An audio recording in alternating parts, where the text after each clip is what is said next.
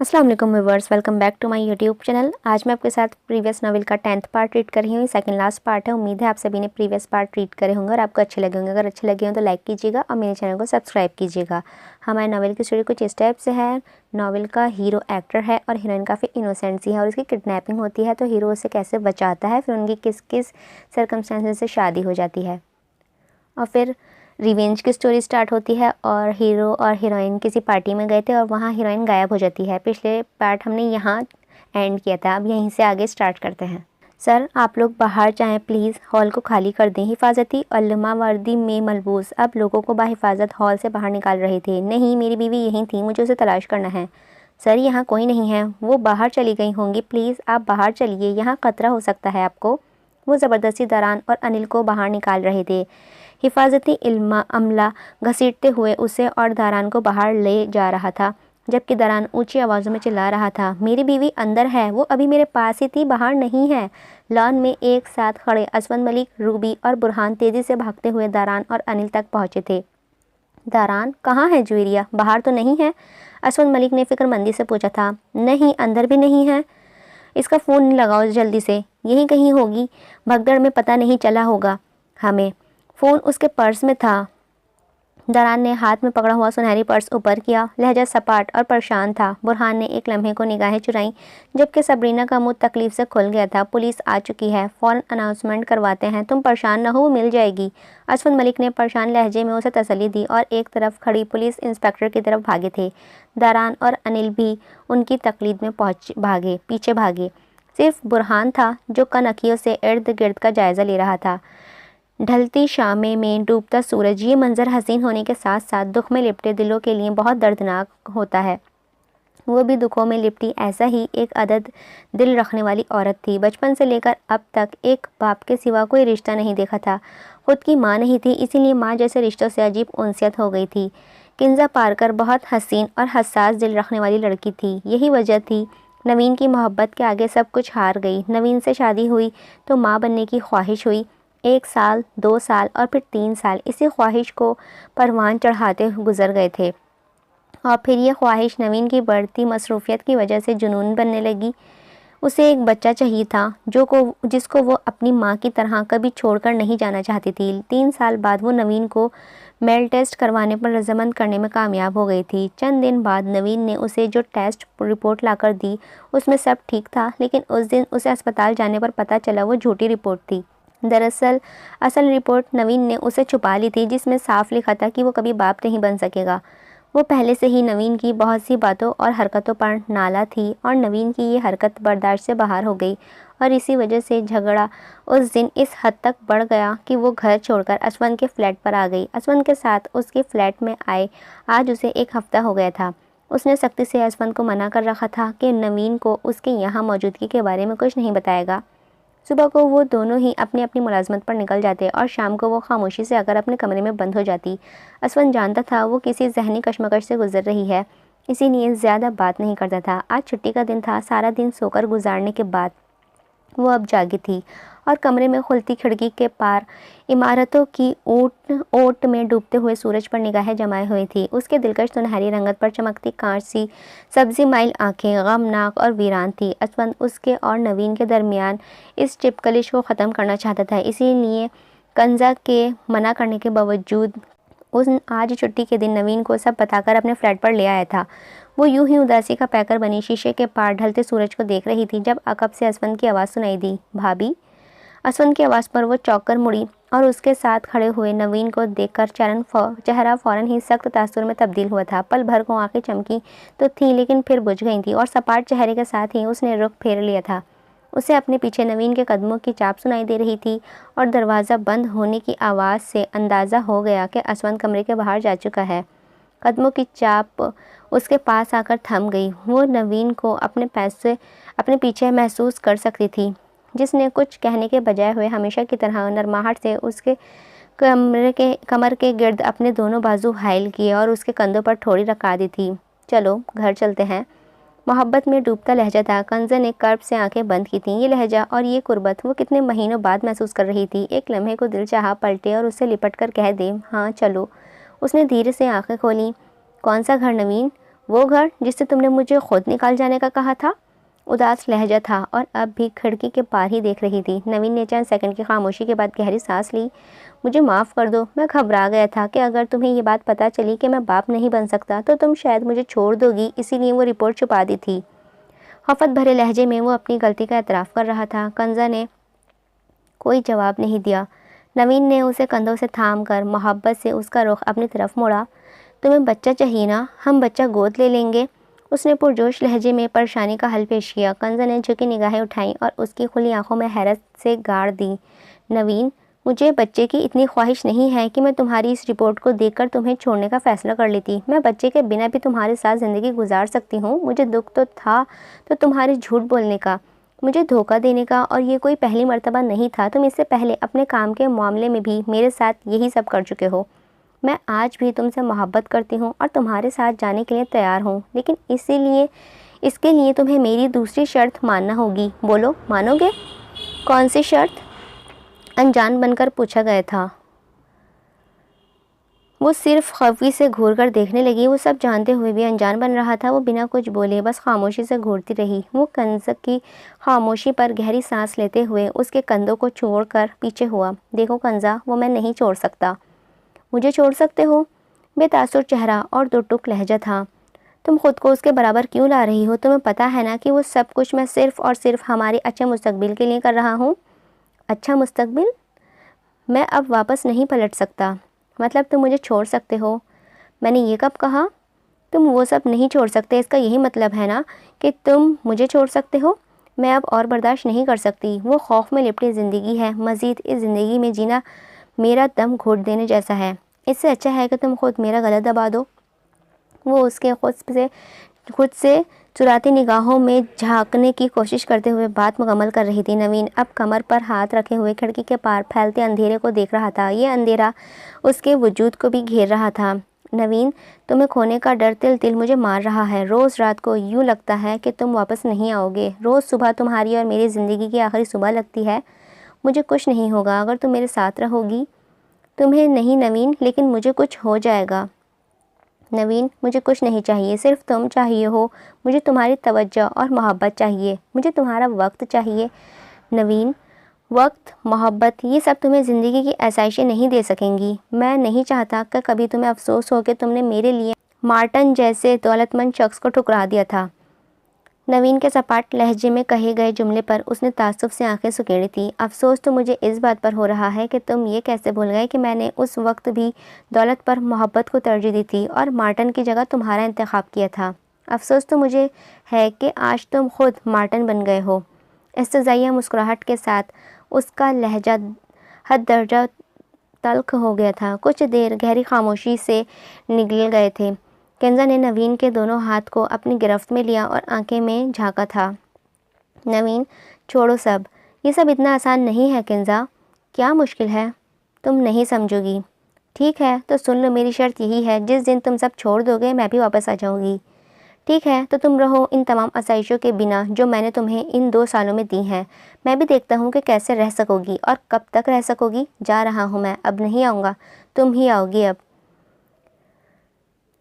Hall में एक दम से आग भड़क जागने पर वो अब मुकम्मल तौर पर हवास बहाल नहीं कर पाई थी कि दारान ने उसका हाथ थामा और हॉल के दरवाजे की तरफ तेज़ तेज़ चलने लगा था। हॉल में मौजूद बाकी तमाम लोग भी इसकी तरह ही हवास बाख्ता थे और हॉल के बैरूनी दरवाजे की तरफ भाग रहे थे। अजीब भगदड़ मच गई थी जिस पर चीखों पुकार व बल्ब और फानूस फटने की आवाज़ें शामिल थीं। दरान उसका हाथ थामे लोगों को हुजूम में आगे बढ़ रहा था जब कोई अचानक उनसे बुरी तरह टकराया। उसका हाथ दरान के हाथ से छूटा और उसी लम्हे पूरा हॉल गुप्त अंधेरे में डूब गया। ये पीछे के यही है।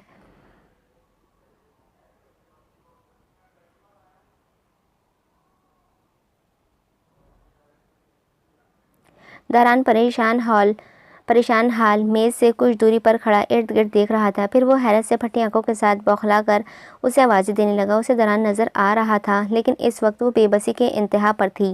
ताबूत नुमा इस बॉक्स में लेटे शख्स ने अगर एक हाथ से उसके मुंह को दबोचा हुआ होता तो दूसरे हाथ और टांगों से उसके बाजू और टांगों को दबोच रखा था, जिस वजह से वो मेज़ पर टांगें चलाकर हाथों से कोई आवाज़ नहीं पैदा कर सकती थी।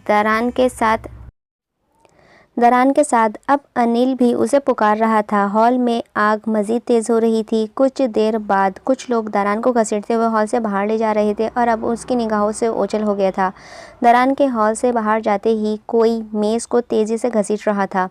मेज़ के नीचे शायद पहले पहिए लगे हुए थे, इसीलिए मेज़ तेज़ी से फर्श पर हॉल के बैरूनी दरवाजे के मुख्तलिफ सिमत में चल रही थी। 4 से 5 मिनट बाद मेज़ किसी लिफ्ट में था और लिफ्ट नीचे जा रही थी।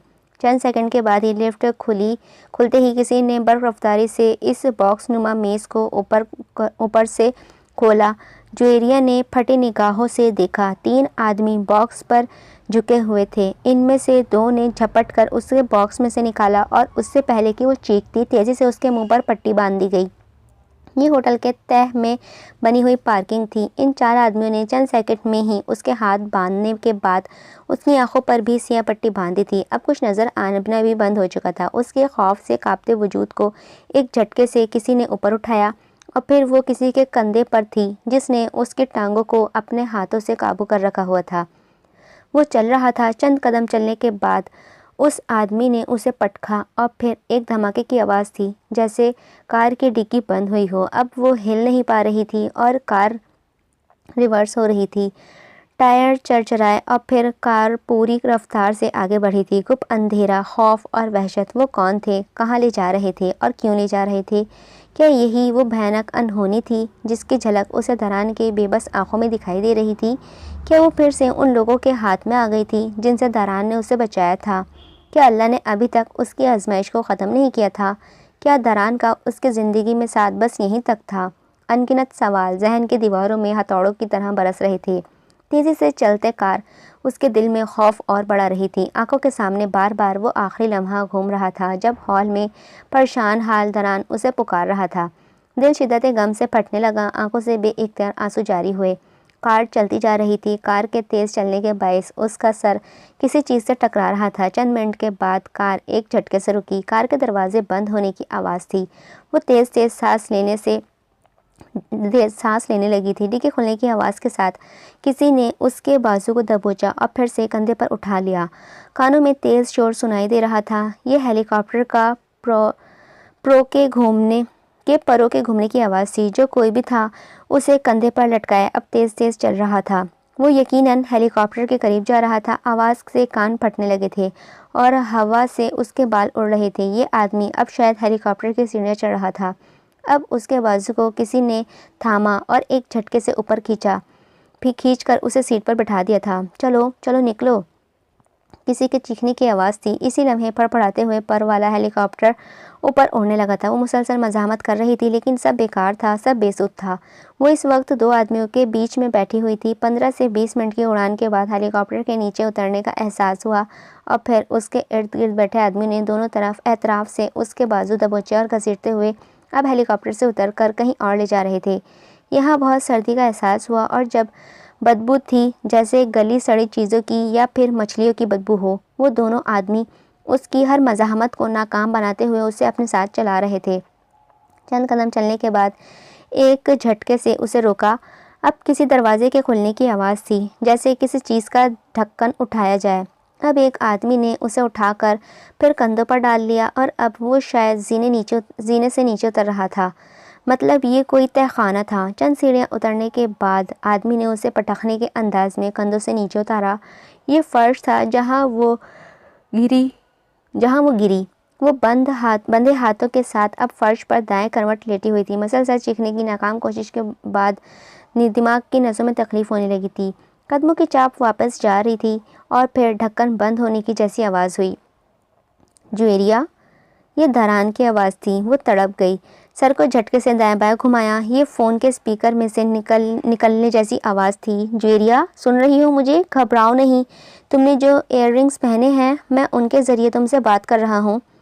वो दरान ही था, बेसाख्ता। वो फूट फूट कर रो दी।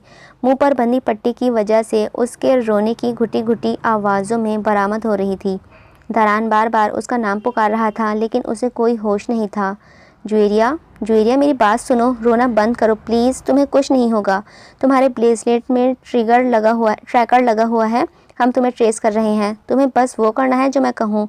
वो मुसलसल उसे कुछ समझाने की कोशिश कर रहा था। आंसू थे कि थम ही नहीं रहे थे, हिचकियाँ बंद गई थीं। तो क्या दरान सब जानता था? ओ खुदा, दिल में घुटन जैसा एहसास बढ़ने लगा। जुएरिया प्लीज़ रोना बंद करो, मेरी बात सुनो। दरान का लहजा इल्तिजाई था, कानों में उसकी आवाज़ थी और आंखों के सामने गुप्त अंधेरा। कुछ भी समझ नहीं आ रहा था क्या हो रहा था, क्यों हो रहा था उसके साथ ये सब। और दरान ये सब जानता था। उसे क्यों लाया गया था घर से बाहर। रोना बंद करो प्लीज़। क्यों मानती वो उसकी बात? जालिम था वो वहशी या जो भी। क्या उसका मकसद था? जहन में तूफान के मांद जकड़ चलने लगे थे। दिल की रफ्तार कम होने लगी थी, जिस्म के रोए रोए में तकलीफ बढ़ने लगी थी। जुएरिया रोना बंद कर दो, फॉर गॉड सेक। वो अब जोर से चीखा था। मुझे सुनो सिर्फ, मुझे पता है कि तुम इस वक्त क्या सोच रही हो, यही कि मैंने तुम्हारे साथ ऐसा क्यों किया है। रोना बंद नहीं हुआ था, बस दरान की दहाड़ पर बेआवाज़ हो गया था। आंखों से बहते बेआवाज़ आंसू मतवत्तर बह रहे थे, गालों से नीचे मुंह पर बंधी पट्टी को भिगो रहे थे। मैं तुम्हें सब बताऊंगा, लेकिन प्लीज़ इस वक्त मुझे तुम्हारे हौसले और हिम्मत की ज़रूरत है। तुम ऐसे हिम्मत हारोगी तो मैं कुछ भी नहीं कर सकूंगा। वो उसे समझा रहा था, लहजा नादम था। मुझे माफ़ कर दो, मैंने तुम्हें बिना बताए तुम्हारे साथ ये सब किया। तुम्हें कुछ भी बताने का हौसला नहीं था। दरान की आवाज़ में लर्जिश हुई थी। दूसरी तरफ खामोशी छाई। 1 2 3 4 सेकंड। वो खामोश क्यों हो गया? इससे पहले वो फिर से रोने लगती, दरान की आवाज़ उसके दिल की धड़कनों की रफ्तार को मुतवज़्ज़न किया। मैं तुम्हें कुछ भी नहीं होने दूंगा, कुछ भी नहीं। क्या वो रो रहा था? वो रो रहा था। वो खामोश नहीं हुआ था, वो रो रहा था। फिर से खामोशी छा गई। उसका दिल फटने लगा। दरान रो रहा था, वो बेआवाज़ रो रहा था, लेकिन वो उसे सुन सकती थी। अब वो रोकर क्या जता रहा था? उसे समझना दुनिया का सबसे मुश्किल काम था, लेकिन इस लम्हे दरान का ये रोना उसके लिए कोई मायना नहीं रखता था। तुम इस वक्त एक शिप में हो और ये लोग तुम्हें चाइना ले जा रहे हैं। दरान की आवाज़ रोने के बायस भारी हो गई थी। मतलब ना सिर्फ वो उससे बात कर रहा था, बल्कि उसे ट्रेस भी किया जा रहा था। तुम मुझे सुन रही हो ना? आवाज़ निकालो अपनी। उसकी तरफ से बिल्कुल खामोशी शायद दरान को इनका रास्ता ख़त्म होने की अलामत लगी थी। क्यों निकालूं आवाज़ में? क्या साबित करना चाह रहा था कि उसको बहुत फ़िक्र है मेरी? गला सूखने लगा था, कांटों की चुभने जैसा एहसास था। जुएरिया, तुम सुन रही हो ना? प्लीज़ आवाज़ निकालो। वो परेशान हो रहा था। जुएरिया, अब की बार ना चाहते हुए भी बेइख्तियार मुँह पर पट्टी बंधी पट्टी के नीचे चीखी थी। I love you. दारान ने बेसाख्ता गहरी सांस खारिज करते हुए कहा था। I love you my foot. ये कैसी मोहब्बत है दारान? दिल किया वो सामने हो तो उसका मुंह नोच ले। तुम्हारे इयररिंग्स में पिन होली खुफिया कैमरे और माइक लगे हुए हैं। Pin wheel. तुम्हारे ब्रेसलेट में ट्रैकर है और तुम्हारे जूतों के ऊंचे सोल के नीचे तुम्हारी हिफाजत की माइक्रो किट मौजूद है, जिसमें किस चीज़ को कब, कहाँ और कैसे इस्तेमाल करना है मैं तुम्हें समझाऊंगा। दरान उसे तमाम हिफाजती इंतज़ामात के बारे में आगाह कर रहा था, जो उसके सर के ऊपर से गुजर रहे थे। जेवरात, जूते, इस सब में पता नहीं क्या क्या था जो उसे इस्तेमाल करने का कह रहा था। आंखों में बहते आंसू गर्म सियाल की मांद करवट के नीचे मौजूद कान की लो तक पहुंच रही थे। दारान एक नाकाबिले यकीन ही नहीं, एक पुरस्कार शख्सियत का मालिक था। वो ये कैसे समझने लगी थी कि वो उसे मुकम्मल तौर पर जानने लगी है? नहीं, वो उसे नहीं जानती थी। वो जिस दरान को जानती थी वो सख्त दिल था, बेहिस था, लेकिन इतना जालिम कि खुद उसे इन लोगों के हवाले कर देगा, इस बात का यकीन करना मुश्किल हो रहा था। दिल चाह रहा था चीख चीख कर उससे कहे कि तुम चुप कर जाओ, तुम्हें नहीं सुनना है, मुझे तुम्हारी आवाज़ नहीं सुननी, मुझे इस लम्हे किसी को नहीं सुनना। वो लम्हा तो अब ख्वाब में क्या, जागती आंखों से भी नहीं सोचा करती थी। एक ऐसे ज़िंदगी में फिर से आना पड़ेगा, वो यही सब फिर से सहना और देखना पड़ेगा। वो वहमो गुमान भी नहीं था। वो तो अब अपनी हर दुआ में ये कह करती थी कि जिन राहों से गुज़र कर वो यहाँ पहुँची है, अल्लाह उसमें से कभी किसी को ना गुजारे। लेकिन क्या पता था कि वो खुद ही फिर से यहाँ होगी और ऐसे होगी, इस बात का यकीन तो अब तक नहीं आ रहा था। वो शख्स जिसे उसने दुनिया में सबसे ज़्यादा चाहा था, इश्क किया था, और वो खुद भी उससे मोहब्बत का दावा करता था, सब कुछ जानते बूझते उसे दलदल में धकेल चुका था। क्यों किया उसने ऐसा? मुंह पर बंदी पट्टी के बाइस वो बोल नहीं सकती थी, लेकिन जहन चीख चीख कर दिल से सवाल कर रहा था। बेबसी में जकड़ी वो सिर्फ उसे सुन सकती थी, जो उसे किसी जंगजू की तरह हिदायत पर हिदायत देता खुद सिपह सलार बना हुआ था। मैं जानता हूँ कि ये सब बहुत मुश्किल है, लेकिन मैं ये भी जानता हूँ तुम्हारे लिए कुछ भी मुश्किल नहीं है, तुम सब कर सकती हो। वाह! आग की भट्टी में झोंक कर अब वो उसे यहाँ से सलामत निकाल आने पर भी यकीन था। मैं तुम्हारे साथ राब्ते में रहूँगा, बस शिप से बाहर निकलते ही तुम्हें मेरी हिदायत पर अमल करना होगा। जैसे कहूँ एहतियात से करती जाना। बेहिस जालिम इंसान, वो उसे कैसे इन लोगों के हवाले कर सकता था? अगर ऐसा करना ही था तो पहले उसे क्यों बचाया था, और अगर अब ये सब करना था तो मोहब्बत का इजहार किस लिए था? उसे अब दरान की किसी बात पर यकीन नहीं था। आंखों के सामने गुज़श्ते चंद लम्हे गुजरे थे जिसमें वो उससे अजीब तरह से सलूक कर रहा था। कभी छाव बन जाता था तो कभी धूप। क्या ये दरान का मकसद था जिसके लिए उसने उसको पाकिस्तान तक नहीं जाने दिया था? काश इस वक्त उसने दरान की कोई बात नहीं मानी होती। काश वो एहसान फरामोश बन जाती। सिया पैंट के कोट के नीचे सफ़ेद शर्ट और सुक टाई में मलबूस वो जहाज़ की सीट की पुश से टेक लगाए हुए बैठा था। गहरी आंखों की वीरानी और चेहरे पर छाई उदासी उसके मजबूत जिस्म में मौजूद एक अदद खालिस इंसानी दिल के जज्बात की गुमास थी। वो दिल जिसे वो हार चुका था। वो अजीब और जालिम नहीं था, बल्कि उसकी ज़िंदगी अजीब व गरीब थी। अहमद बेग साहब ने उसे कहा था कि खून के और दिल के रिश्ते ज़िंदगी जीने का सबब बनते हैं। जुवेरिया से मोहब्बत को महसूस करने के बाद उसे भी ऐसा लगा था कि वो अब ज़िंदगी जीने लगेगा, लेकिन वो ऐसा बदकिस्मत था कि दिल का रिश्ता जिससे जोड़ा था उससे सबसे गहरा रिश्ता होकर भी कोई रिश्ता नहीं था। वो एक तहकीकाती जासूस और फाइटर एजेंट था। जासूसों को आमतौर पर इनकी मुलाजमत के बारे में किसी को भी आगाह करने की इजाज़त नहीं होती है। इससे इनके वकार, कुंबियान और दोस्तों के नुकसान का ख़तरा होता है। ISI के अफसरान आमतौर पर कुछ कुनबे के अफराद को अपनी मुलाजमत के बारे में बताते हैं जहां काम होता है, ख़ास तौर पर उनकी अहलिया।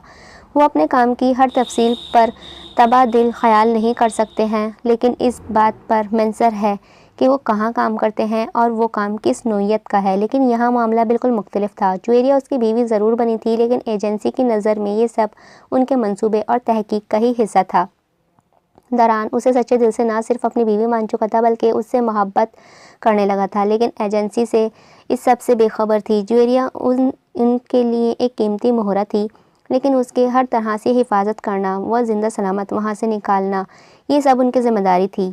ये एक खुफिया जंग होती है जिसमें तमाम खेल दिमाग से और छुप छुपा कर खेला जाता है। इस जंग में सामने वाले को धोखा भी दिया जाता है और उसके साथ दोहरा खेल भी खेला जाता है। दर हकीकत ये बहुत ही हसास मामला होता है, क्योंकि बज़ाहिर तो ये सब बुरे लोगों का और जराइम पेशा लोगों का ही काम लग रहा होता है जो पेश नज़र आते हैं, लेकिन उसके पीछे ऐसे ऐसे लोगों का हाथ और सपोर्ट होती है जो हल्की सी भनक पर पल भर में सूरत हाल बदल सकते हैं।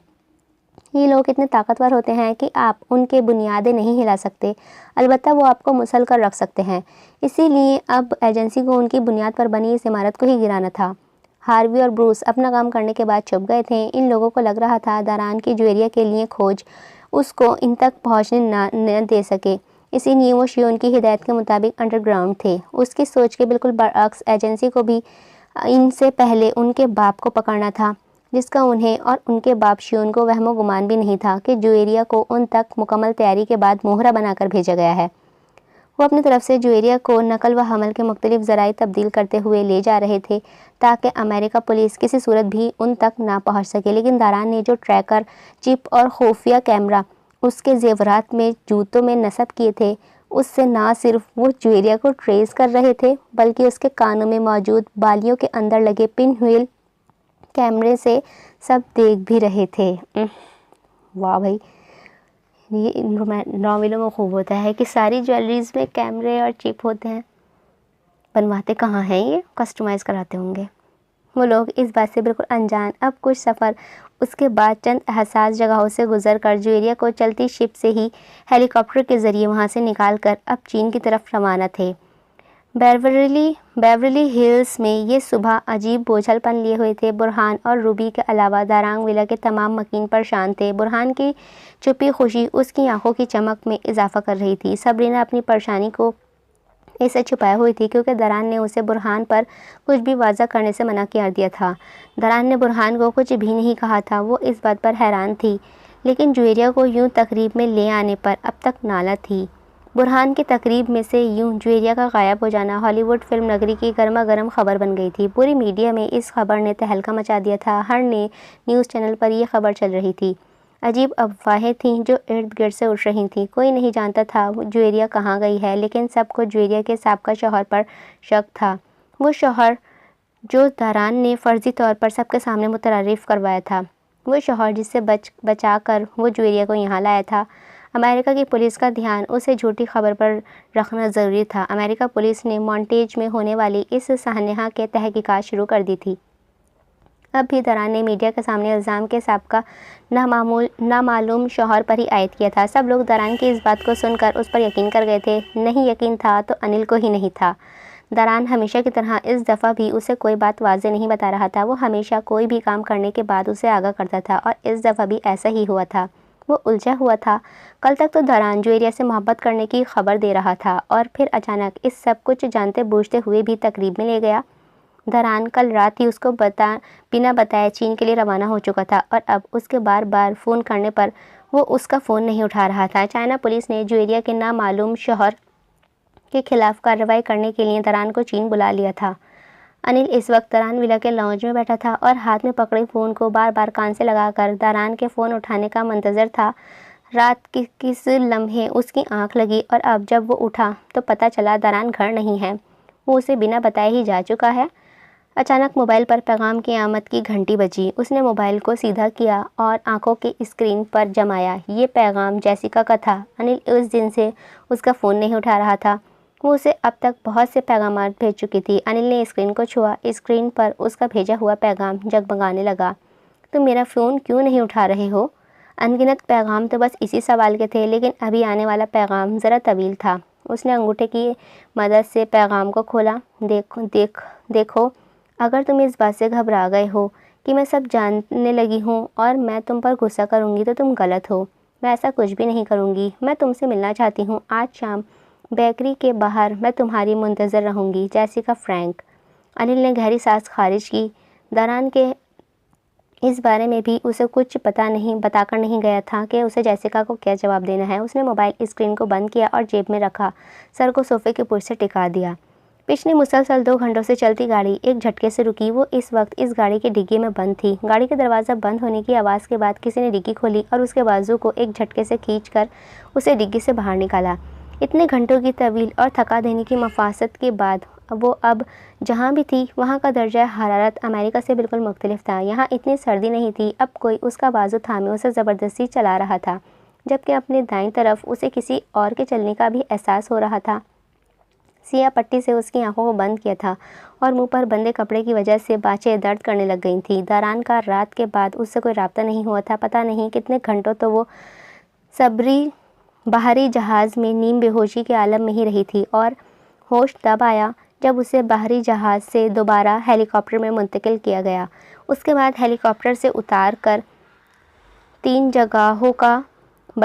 जगह कार बदल कर वो अब जाकर कहीं पहुंची थी। वो जहां भी थी उसे चलते हुए मुसलसल 10 मिनट हो चुके थे। ये एकदम से किसी लिफ्ट के ऊपर जाने का एहसास हुआ, फिर किसी दरवाजे के बंद होने की आवाज़ थी और साथ ही एक झटके से उसकी आंखों पर से पट्टी हटा दी गई थी। एकदम से सिया पट्टी उतरने की वजह से तेज़ रोशनी ने उसकी आंखों को चुंधिया दिया और जैसे ही उसने मुंदी आंखों खोली औसान ख़त्म हुए थे। ये वही जगह थी जिसे उसने जहन्नम का नाम दिया था। वो फिर से जहन्नम की दहलीज पर खड़ी थी। उसके इर्द गिर्द सिया फाम बड़े डील डोल के आदमी खड़े थे। उनमें से एक पट्टी उतार कर फिर से उसके बंदे बाजू थाम के आगे बढ़ने लगा। वो रूहानी सूरत बनाए हुए इर्द गिर्द देख रही थी। एक वक्त था जब लिताओ उसे यहाँ लेकर आया था और अब उसे पहुँचाने वाला दारान था। आंखों की सियां पुतलियाँ फिर से आंसू से तर होने लगी। दिल का बोझ बढ़ने लगा। जुएरिया, दारान की आवाज़ थी। आंसू लुढ़क कर आँख की पुतली से गाल पर बह गए थे। दारान की इतने घंटों बाद यूँ आवाज़ सुनकर घबरा कर साथ चलते आदमी को देखा। यूँ लगा जैसे उसने भी दारान की आवाज़ सुन ली हो, लेकिन ऐसा नहीं था। वो बेखबर उसका बाजू थामे चल रहा था और इसी तरह उसके दाएं तरफ मौजूद दूसरा शख्स हाथ में बड़ी सी बंदूक थामे चल रहा था। जुएरिया, घबराहट जाहिर मत करो। तुम मुझे सुन रही हो और मैं ये सब देख रहा हूँ। जैसा कहूँ बस वैसा करो। दरान की आवाज़ पढ़ना चाहते हुए भी उसे हौसला हुआ था। नाराज़गी अपनी जगह, लेकिन दिल को दरान पर यकीन था कि वो उसे यहाँ से निकाल लेगा। उसका जो भी मकसद था उसके लिए वो हामी भर चुकी थी, इसीलिए उसके मकसद में कार पूरी तरह साथ देना अब फ़र्ज़ था। अभी चंद कदम ही आगे बढ़े थे जब दरान की आवाज़ पर फिर सुनाई दी, सुनो, अब पेट के बल झुको और मतली की आवाज़ की अदाकारी करो, पेट में दर्द जैसी अदाकारी भी। क्या? वो उसे अदाकारी करने का कह रहा था? जूहिरिया ने घबरा कर साथ चलते आदमी को देखा। वो उसकी हालत से भी नियास चल रहे थे। जल्दी करो, झुको और अदाकारी करो, ऐसे जैसे कि तुम्हारा दिल ख़राब हो रहा है। तुम्हें क्या आ रही है या फिर पेट में शदीद दर्द हो रहा है? दरान ने अब की बार थोड़े रौब से हिदायत दी, क्योंकि वो उसके अचानक इस तरह के अमल करने पर ख़ुद को ज़हनी तौर पर तैयार कर रही थी। क्या हुआ इसे? साथ चलते आदमी ने पेशानी पर शिकन डाले हुए परेशान लहजे में दोहरा दूसरे से एक तरफ देखकर कहा था, इसके मुंह पर से पट्टी खोलो। गुड। ये अब जैसे ही तुम्हारे मुंह पर से पट्टी हटाएं तो इसे बाथरूम जाने के लिए बोलो। कहो मुझे बाथरूम जाना है, अर्जेंट है। क्या हुआ है? मुझे वो बाथरूम जाना है। पट्टी के हटते गहरी सांस के साथ उसने फ़ौरन ही अंग्रेज़ी ज़बान में वही जुमला दोहराया जो उसे दारान ने बोलने के लिए कहा था। एक दफ़ा फिर से मतली की आवाज़ निकलने लगी, ठीक है, ऐसा करो, तुम्हारे इसे बाथरूम में ले जाओ, मैं यहीं इंतज़ार कर रहा हूँ। दाएं तरफ चलते आदमी ने दूसरे को कहा और ख़ुद पुश्त मोड़ ली थी। दूसरा आदमी भी भारी आवाज़ में हुंकार भरा और जिस समत वो जा रहे थे उसके बाजू खींचते हुए रुख बाएं तरफ मोड़ लिया। ये अब एक लंबी राहदारी थी। पहले वो जिस सिमत जा रहे थे वो शियोन का ऑफिस नुमा कमरे की तरफ जाता हुआ रास्ता था, जहाँ उसे पहली दफ़ा ली ताव छोड़कर गया था। गुड, अदाकारी जारी रखो। दरान की आवाज़ के पर्दों से टकराई थी। दरान उसे खुफिया एजेंट की तरह हिदायत दे रहा था।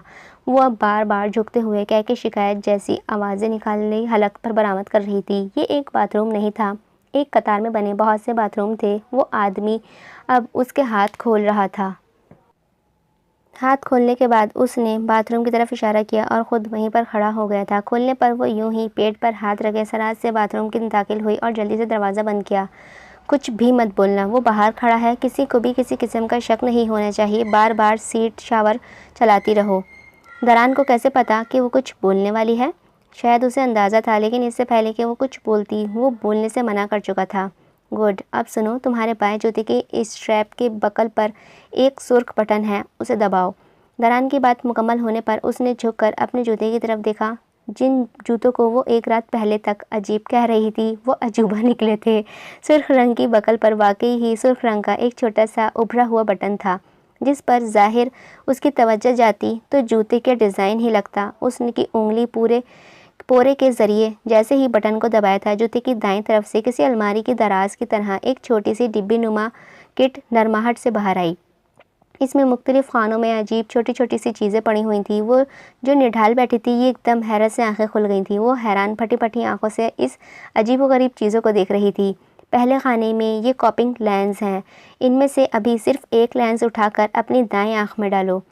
दरान की बात मुकम्मल होने पर उसने पहले खाने में पड़ी हुई छोटी सी पैकेट को उठाया। वाकई छोटी सी डिब्बी में ऊपर नीचे रखे हुए बेरंग लेंस थे।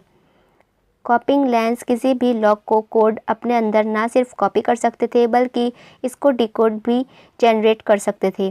परेशान मत हो, इस डिब्बी को खोलो, लेंस को अपनी उंगली के पोरे पर रखो और आंख की पुतली को मुकम्मल खोलकर उसके करीब कर दो। दरान उसे हिदायत दे रहा था। उसने पहले कभी लेंस आँख में नहीं डाले थे, लेकिन इसका मतलब ये नहीं था कि उसको ये नहीं पता था कि आँख में लेंस किस तरह डाला जाता है। ज्वेरिया प्लीज़ संभालो खुद को, तुम्हारे हाथ काँप रहे हैं, लेंस नीचे गिर जाएगा। कोई मिरर है क्या यहाँ पर? उसके हाथ की लज़गिश को देख रहा था, इसीलिए परेशान हो गया। वो क्या करती? चाहे वो उसे हर तरह की हिदायत दे रहा था, लेकिन वो यहाँ मौजूद नहीं था।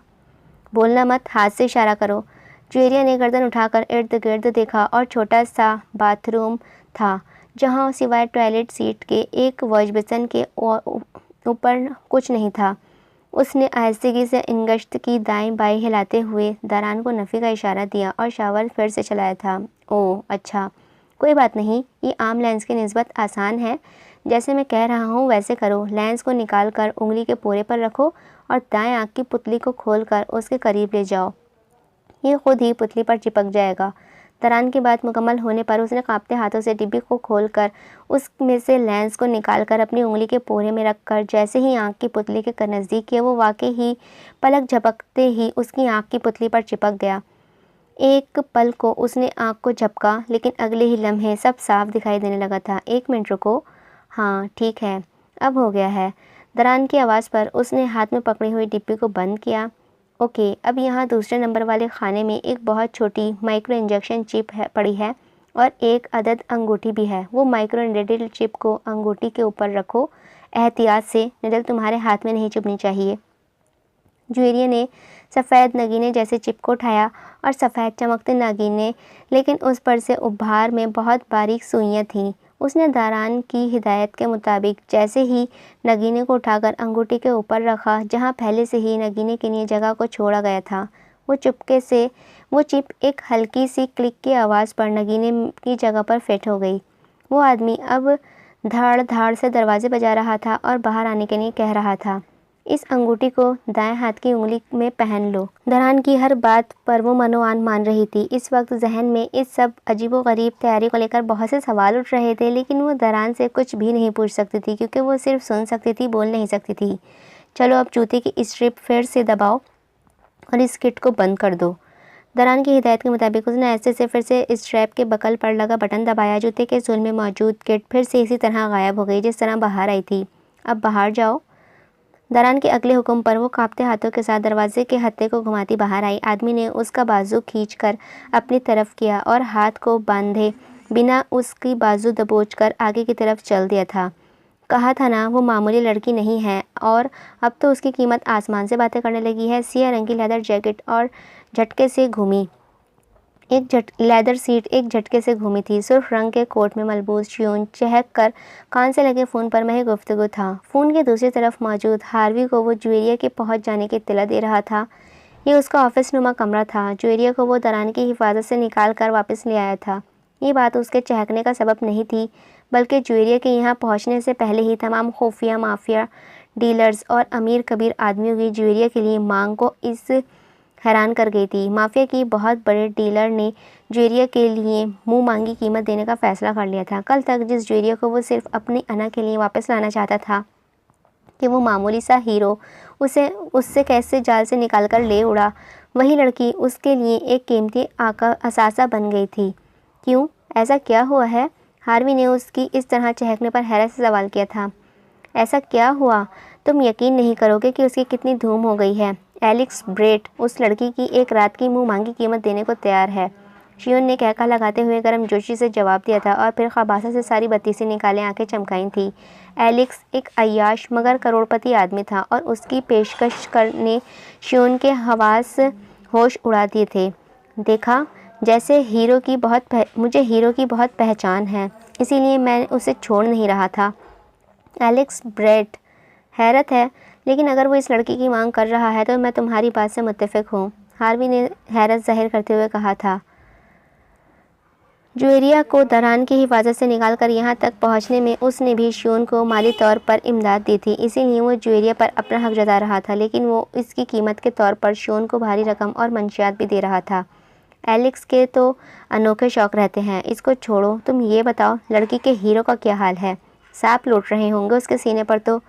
बुलंद व बांग कहका लगाते हुए अब हार्वी से दरान के मुतालिक पूछ रहा था। आंखों में शैतानी चमक और चेहरे पर बेपनाह खबासत थी। हार्वी ने भी गर्मजोशी के साथ उसके कहकही में उसका हाथ साथ दिया। उसकी ना पूछो, क्या मंसूबा था हमारा? वो तो पागल हो गया है। बुरहान के ज़रिए खबर मिली है वो चीन भी पहुंच गया है। सर पटकता रहेगा, लेकिन अब इस लड़की को नहीं ढूंढ सकेगा। इसको तो साथ पूछते उस बात को याद रखेंगी कि शियोन से पंगा कैसे लिया जाता है। असल ज़िंदगी में हीरो बनना आसान नहीं है। शियोन ने सजाइया मुस्कुराहट को गहरा किया और दरवाजे पर होती दस्तक पर भवें उठाए निगाहें दरवाजे की तरफ की थीं। दस्तक के बाद दरवाज़ा खुला और दरवाज़ा खोले दो सिया फाम ज्वेरिया को दाएं बाएं से पकड़कर अंदर लाए थे। शियोन को देखते ही जहां उसके चेहरे की रंगत सफ़ेद हुई, वहां शियोन की खुशी दीदनी थी। अच्छा, मैं बाद में बात करता हूँ। खुश आमदीद मेरी बेचारी बच्ची। शायद तुम ये नहीं जानती थी कि पिंजरे से भागी हुई पर कटी चिड़िया को बाहर की ताज़ा हवा रास नहीं आया करती है। टूटी फूटी सी अंग्रेज़ी ज़बान में कहता वो कदम कदम आगे बढ़ रहा था। उसके लहजे में बला का गुरूर था। दोनों सियाफाम उसके करीब आने पर ज्वेरिया के बाजू छोड़कर एहतराम से पीछे हुए। शियोन ने दांत पीसकर ज्वेरिया का ऊपर से नीचे तक का जायज़ा लिया और झपट कर उसके बालों को सर की पुष्ट से हाथ में दबोच लिया था। तकलीफ़ के बाइस वो सिसक उठी। दरान हिफाजती किट को समझाने के बाद से लेकर अब तक गायब था। कानों में मुकम्मल खामोशी थी, मतलब वो इस वक्त राब्ते में नहीं था। तुम क्या समझती थी कि तुम मेरे हाथ से बच निकलोगी? तुम अगर मर भी जाती तो मैं शियोन तुम्हारी लाश को कब्र से निकाल कर यहाँ लाता और सबके सामने उल्टा लटकाता कि यहाँ मेरी कैद में मौजूद बाकी लड़कियाँ कभी इस कदम उठाने के बारे में सोचते हुए भी काँप जाती। वो पूरी कुव्वत से उसके बालों को दबोचे गुर्रा रहा था। चल अब मेरे साथ। शियोन ने एक झटके से उसके बाजू थामे और तेज़ तेज़ कदम उठाता हुआ ऑफिस नुमा कमरे से बाहर निकला था। उसके कानों में ये एकदम खटपट की आवाज़ें गूंजने लगी थीं। शायद दरान राब्ते में था। ये कहाँ ले जा रहा है इसे? अचानक कानों के पर्दों से आवाज़ टकराई थी। कानों में गूंजने वाली आवाज़ दरान की नहीं थी। ये कोई अंग्रेज़ी ज़ुबान में मुखातिब था। मतलब दरान के साथ कोई और भी था जो उसे देख रहा था। पता नहीं कहाँ ले जा रहा है। तुम सिस्टम ऑन करो जल्दी। Juveria be brave we are with you. Daran ने अपने साथी को सिस्टम ऑन करने का कहकर बड़ी ही पेशावर अंदाज में उसको हौसला अफजाई कर रहा था और वो उसके सुनते ही शियोन के पीछे उसके तेज़ चलने के बायस लड़खड़ाते हुए चल रही थी। ऑफिस से निकलने के बाद एक लंबी राहदारी थी जिसमें जगह जगह मुख्तलिफ कमरे थे। ये कमरा उनकी हाई से सेक्स और वर्कर लड़कियों के थे, जिनमें से बहुत सी शियोन की शोर सुनकर कमरों से बाहर निकलकर अब ज्वेरिया की तरफ देख रही थीं। उनके चेहरों पर कोई तासुर नहीं था। वो बेहिस हो चुकी थीं, इसीलिए उनमें से कुछ तो अब उसके मंजर को देखकर बाकायदा मुस्कुरा रही थी। लंबी राहदारी से गुजरने के बाद शियोन अब एक लोहे के सलाखों वाले दरवाजे के सामने खड़ा था, जिसके दरवाजे के करीब दीवार पर लॉक की पैड मौजूद था। दरान अब अपने साथी के साथ बात करने में मसरूफ़ था। ज्वेरिया सुनो, अब वो इस दरवाजे का कोड लगाएगा। तुम्हें लेंस वाली पूरी आँख खोलकर इस पर फोकस करना है। जल्दी से कीपैड पर फोकस करो। दरान की हिदायत पर अमल करते हुए उसने बेसाख्ता ही शियोन के बढ़ते हाथ को पीछे मौजूद लॉक कीपैड की जानिब गौर से देखा था। ज्वेरिया पूरी आँख खोलो और अब आँख झपकना मत जब तक वो मुकम्मल कोड डायल न कर ले। दरान पर पुरजोश लहजे में उसके हुक्म दे रहा था और साथ साथ वो किसी और को भी हिदायत दे रहा था। यकीनन वो अब उस लेंस का कोई इस्तेमाल करना चाहता था जो उसने कुछ देर पहले उसकी आँख में लगवाया था। शियोन की पैट की उंगलियां टपटपा रहा था। दरान की हिदायत के मुताबिक उसने नज़रें पूरी तरह कोड पर जमाई और पलक झपकने से गुरेज किया था। जिक कोड कॉपी हुआ? Yes, done. बाय दीवार के अंदर घुसा और दरवाज़ा खुल गया था। दरवाज़ा खुलते ही वो एक लिफ्ट में थे जो नीचे जा रही थी। ज्वेरिया की रीढ़ की हड्डी में सनसनाहट हुई। बदबूदार गैलरी के इर्द गिर्द बने जेलनुमा कमरों में नीम बरहाना लड़कियां और खून में लथपथ दीवारें, सब उसकी आंखों के सामने घूम गया था। लिफ्ट रुकी और वाकई वो उसी तहखाने में थी जहां उसने अपनी ज़िंदगी का खौफनाक दिन और रातें गुजारे थे। जागो, सब जागो, देखो इसको और पहचानो। ये है वो जो चौपटी जो अपनी औकात भूलकर शियोन को हराने चली थी, मुझे धोखा देकर भाग गई थी। बात करते हुए वो एकदम से पलटा और फिर से ज्वेरिया के बालों को मुट्ठी में दबोचा था। देखो सब इसको और जान लो सब के शियोन की कैद से भागी हुई लड़की का, और वो उसकी आखिरी सांस तक पीछा करता है।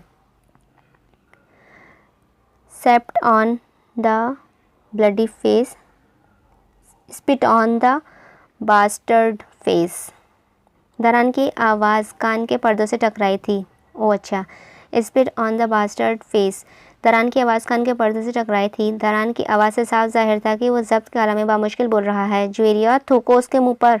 वो ज्वेरिया को थूकने का कह रहा था। ज्वेरिया ने फटी फटी आंखों से शियोन के शैतानी चेहरे को देखा था। जिस्म खौफ से लरज़ रहा था, लेकिन उसकी आखिरी जुमला किसी भी मुसलमान के एसाब पर इसी तरह हथौड़े बरसा जाता है जैसे इस वक्त दरान के और उसके एसाब पर बरसाए थे। वो वक्त का फ़िरौन था। दरान ने उसके साथ मौजूद दूसरा शख्स शायद उसी पर सुकून रहने के लिए कह रहा था, जबकि वो लगातार चीख रहा था, इट्स माई ऑर्डर, थूको उसके मुंह पर। जुएरिया ने उसके मुंह पर थूक दिया। सब साकन हो गया, सबके मुंह खुल गए। जुएरिया के थूकने की बाइस जो उनकी आंखें बंद हो चुकी थीं, उसके गलीज चेहरे पर जा बजा सफ़ेद थूक की छींटें थीं। भारी गरज ने तहखाने में दरों दीवार हिला दिए थे। वो साकन से महरक हुआ और पागलों की तरह दहाड़ कर जुएरिया के चेहरे को अपने हाथों में दबोच लिया। मैं तुमसे नहीं डरती, बोलो इसे, गुस्सा दिलाओ इसे। मैं तुमसे नहीं डरती। क्या कहा? मैं तुमसे नहीं डरती।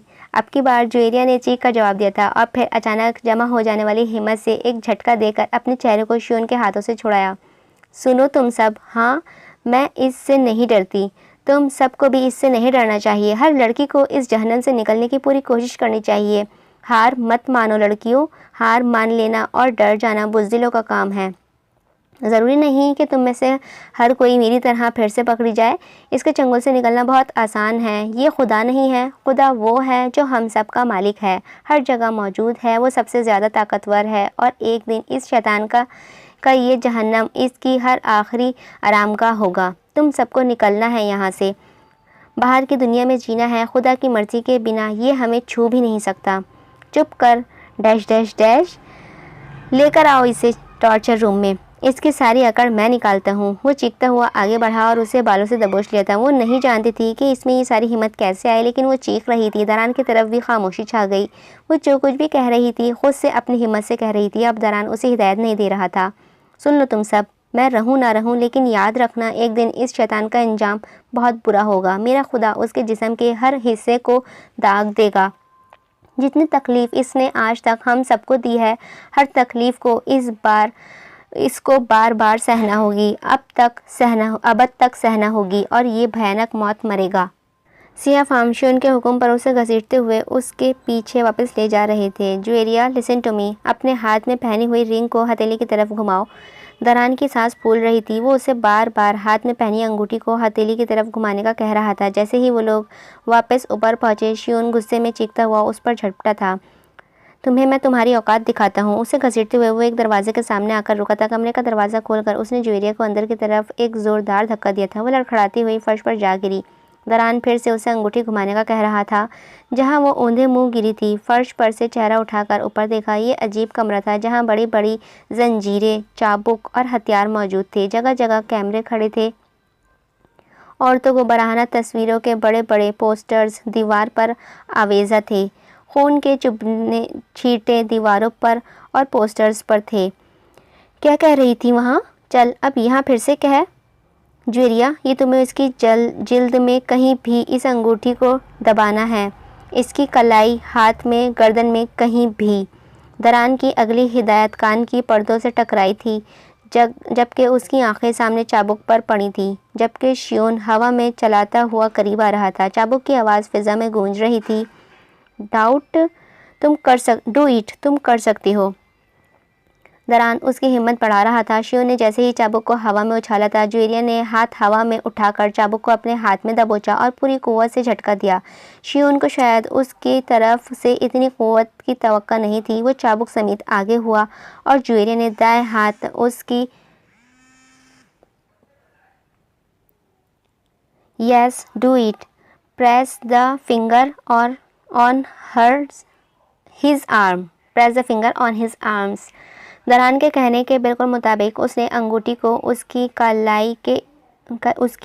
कलाई में दबाया था। लेकिन ये क्या, उस पर तो जैसे कोई असर ही नहीं हुआ था। वो एक झटके से जुएरिया को अपनी गिरफ्त में ले चुका था। तुम्हारी औकात क्या है कि मैं बताता हूँ तुम्हें। जुएरिया को पुश से अपने साथ लगाए हुए वो वहशी अंदाज में गुर्राया था। खौफ से वो कांपने लगा। जिस इंजेक्शन के ज़रिए शियोन के अंदर दवा दाखिल की गई थी, उसकी सुइयां बिना महसूस हुए दवा को जिस्म में इंजेक्ट करती थी। लेकिन वो सही तरीके से इंजेक्ट करने में कामयाब भी हो पाई थी कि नहीं? फटी फटी आंखों से और खौफ से कांपते जिस्म को साथ वो शियोन की गिरफ्त से आज़ाद होने के लिए मज़ाहमत कर रही थी और वो वहशी उसकी हर मज़ाहमत को नाकाम बना रहा था। ये एकदम से उसका जुएरिया पर से गले की तरफ बढ़ता हुआ हाथ हवा में मुत्तकिल होकर रह गया था। जुएरिया को छोड़कर अपने सर को थामे आंखों को बार बार बंद करके खोल रहा था। मेडिसिन काम कर रही है, लेट्स स्टार्ट द ऑपरेशन। ये दरान की आवाज़ थी जिसके साथ गहरी सांस लेकर उसने साथ बैठे हुए शख्स को अंग्रेज़ी ज़बान में हिदायत दी थी। शियोन इस तरह सर को थामे एक तरफ लगे बिस्तर तक आया था और फिर ये एकदम से बिस्तर पर बेसुध पड़ा था। थोड़ी देर पहले ही शोर में एकदम से जगह जैसे गहरी खामोशी छा गई थी। जुएरिया, ये इसका फ़ोन देखो कहाँ है, निकालो इसे। दरान की अगली हिदायत जारी हो चुकी थी। जुएरिया ने डरते डरते कदम आगे बढ़ाया था। डरो मत, वो बेहोश हो चुका है, आगे बढ़ो, देखो और इसकी जेब में से मोबाइल निकालो।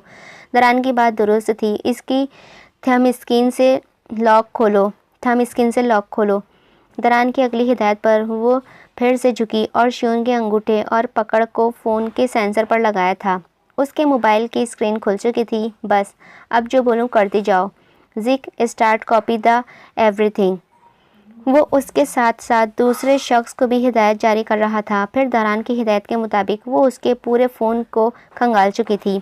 दरान उसे बस मुख्तलिफ़ चीज़ें खोलने के बाद स्क्रॉल करने का कह रहा था क्योंकि बाकी काम उसकी आंख में लगा लेंस कर रहा था।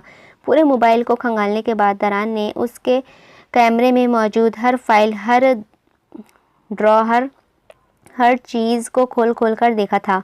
तकरीबन पिछले 1.5 घंटे से वो ये सब कर रही थी। कभी किसी कोने में जाकर कुछ देखती, कभी कुछ। सर चकराने लगा था। दरान, मैं थक गई हूँ। बहुत ही मध्यम थकी हुई मरियल आवाज़ थी। उसके ऐसे कहने पर दरान की बोलती ये एकदम से बंद हुई थी। ओके ओके छोड़ो सब, जिक स्टॉप। दरान ने फ़ौरन घबराकर अपने साथी को काम करने से रोका था। ये एकदम खामोशी छा गई। वो उसी अलमारी के पास फर्श पर बैठ गई और सर को अलमारी से लगाया था। जिस्म थकन से चूर था। रवा रवा दर्द की लहरों से किसी ज़ख्म की तरह दुख रहा था। भारी होते पपोटों के नीचे आंखें एक बार फिर गर्म आंसू से बह गई थीं। दरान अब शायद उससे अपने साथियों के साथ वही गुफ्तगू कर रहा था। तुम रो रही हो?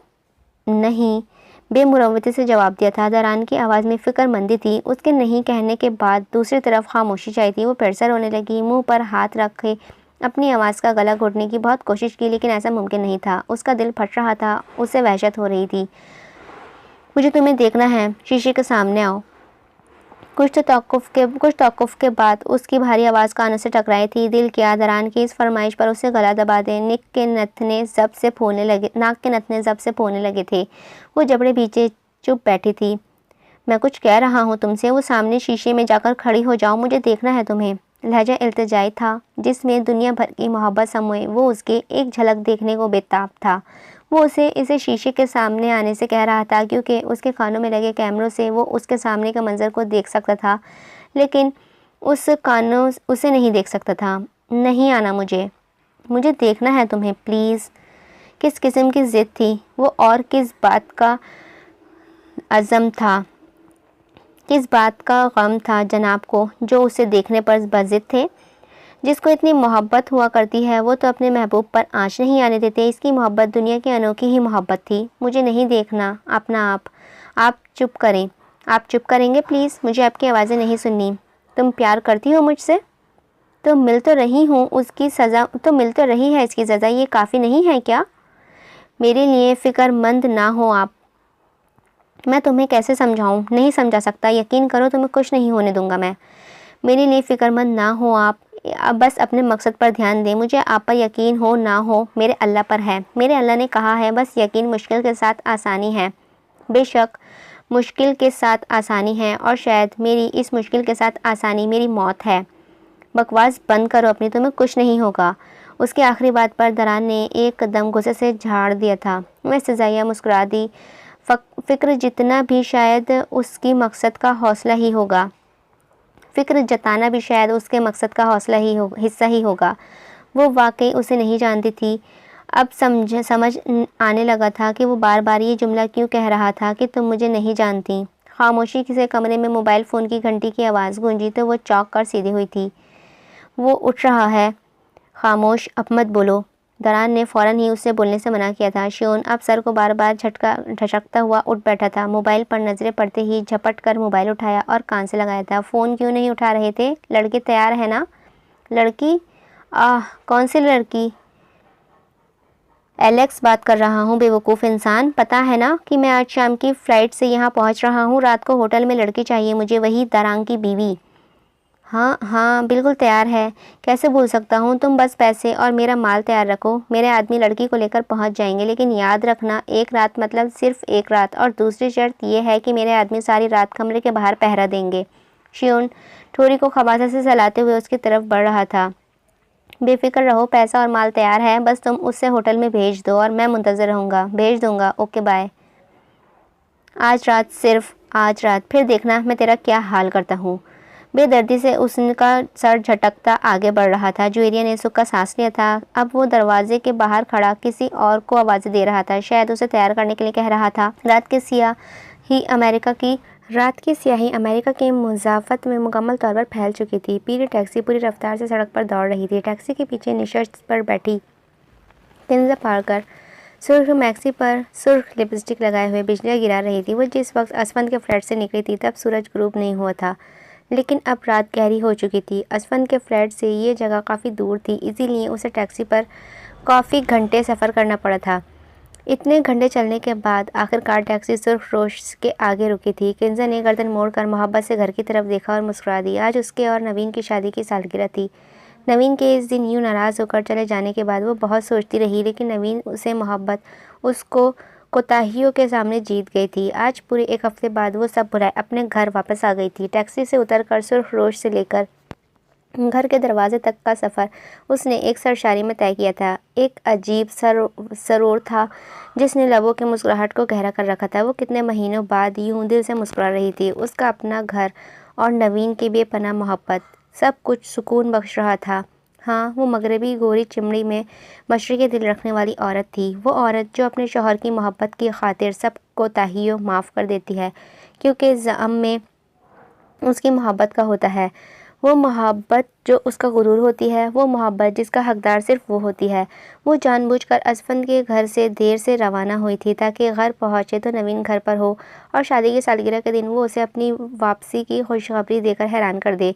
नवीन की गाड़ी ओपन पोर्च में खड़ी देखकर उसकी बाँछें खिल गई थी। सुर्ख मैक्सी पर गाल भी गुलाल होकर उसके हुस्न को दोबाला कर गए थे। घर की चाबी को पर्स से निकालकर दरवाजे में घुमाए वो आहिस्ते से गैलरी में दाखिल हुई। दबे कदमों चलती हुई आगे बढ़ी। उनके कमरों का दरवाज़ा खुला था। कपड़ों के बैग को राहदारी में ही छोड़ा और पर्स को कंधे से उतारकर मुस्कुराती हुई आगे बढ़ी। जैसे ही कमरे के दरवाजे की कदम खुले, दरवाजे में कदम रुका, कदम वही जम गए। सामने का मंजर उसे मनो मिट्टी तले दबा चुका था। काश वो ये मंजर कभी ना देखती। मोहब्बत की मौत का मंजर। मोहब्बत की मौत बहुत तकलीफदा होती है, और मोहब्बत की मौत इस वक्त होती है जब आपका महबूब आपकी पीठ पीछे किसी और की बाहों में हो और आप उसकी खबर हो जाए।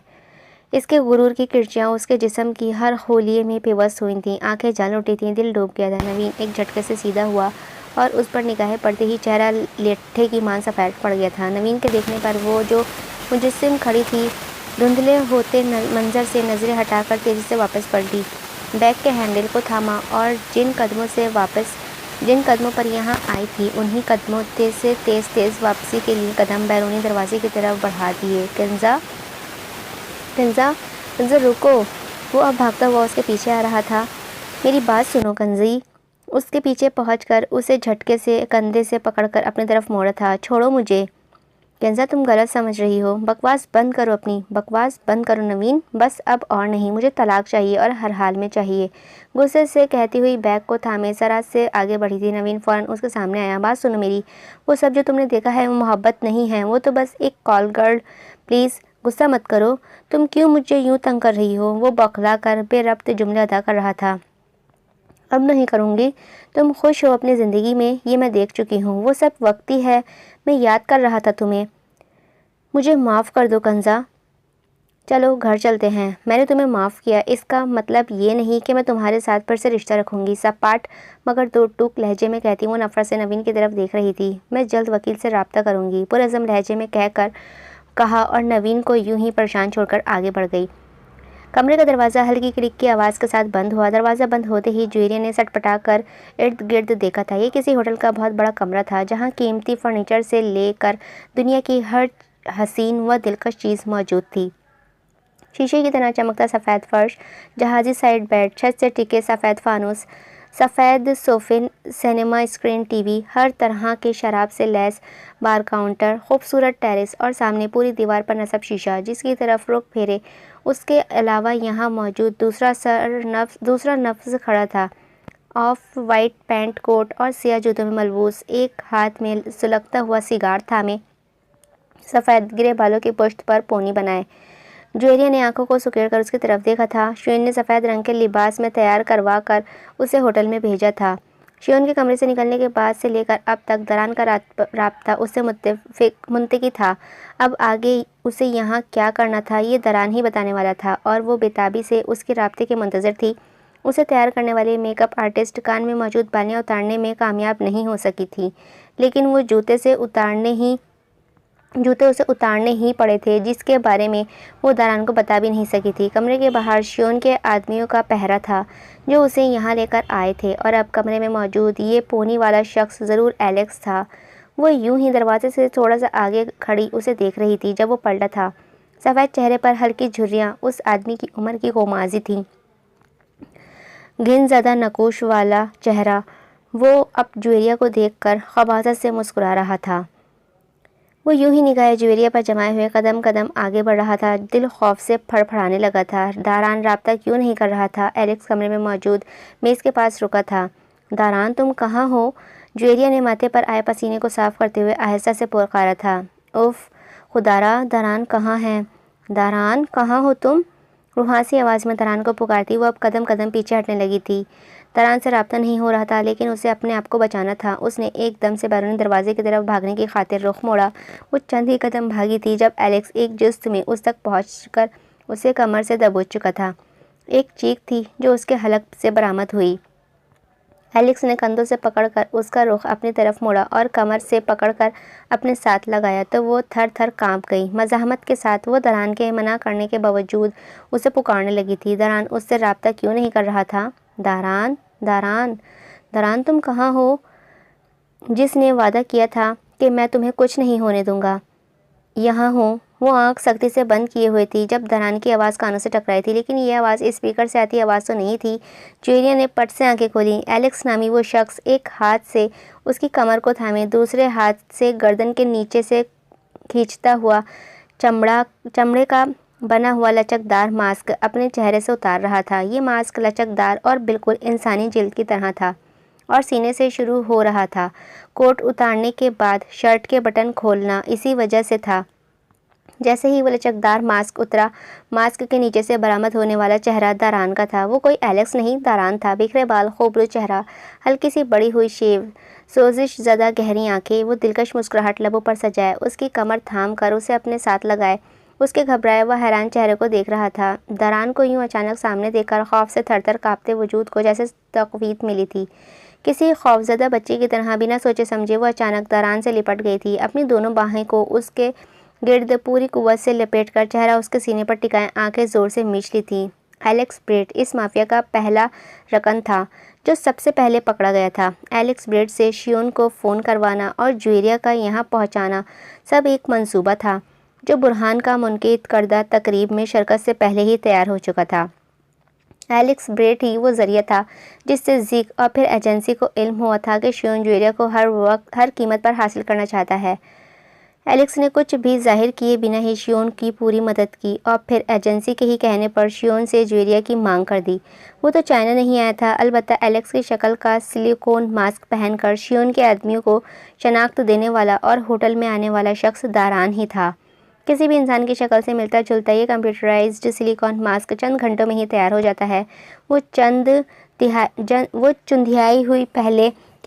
चंद दिहाई पहले की बात थी जब खुफिया एजेंट को अपना रूप बदलने के लिए या फिर किसी दूसरे शख्स का रूप धारने के लिए घंटों मेकअप रूप में गुजारने पड़ते थे, तब जाकर वो रूप बदल पाते थे। लेकिन अब तो चंद घंटों में कंप्यूटराइज मशीन किसी भी शख्स के चेहरे की इसकी तस्वीर से ही तमाम पैमाइशें लेने के बाद मनोआन व वैसा ही मास्क तैयार कर देती हैं। ये मास्क हकीकी शक्ल से इतना मिलता जुलता होता है कि इंसानी आँख फ़ौरन धोखा खा जाती है। इसी तरह के सिलिकॉन मास्क के दस्ताने उसने अपने हाथों के बाजू पर कोहनी तक चढ़ा रखे थे।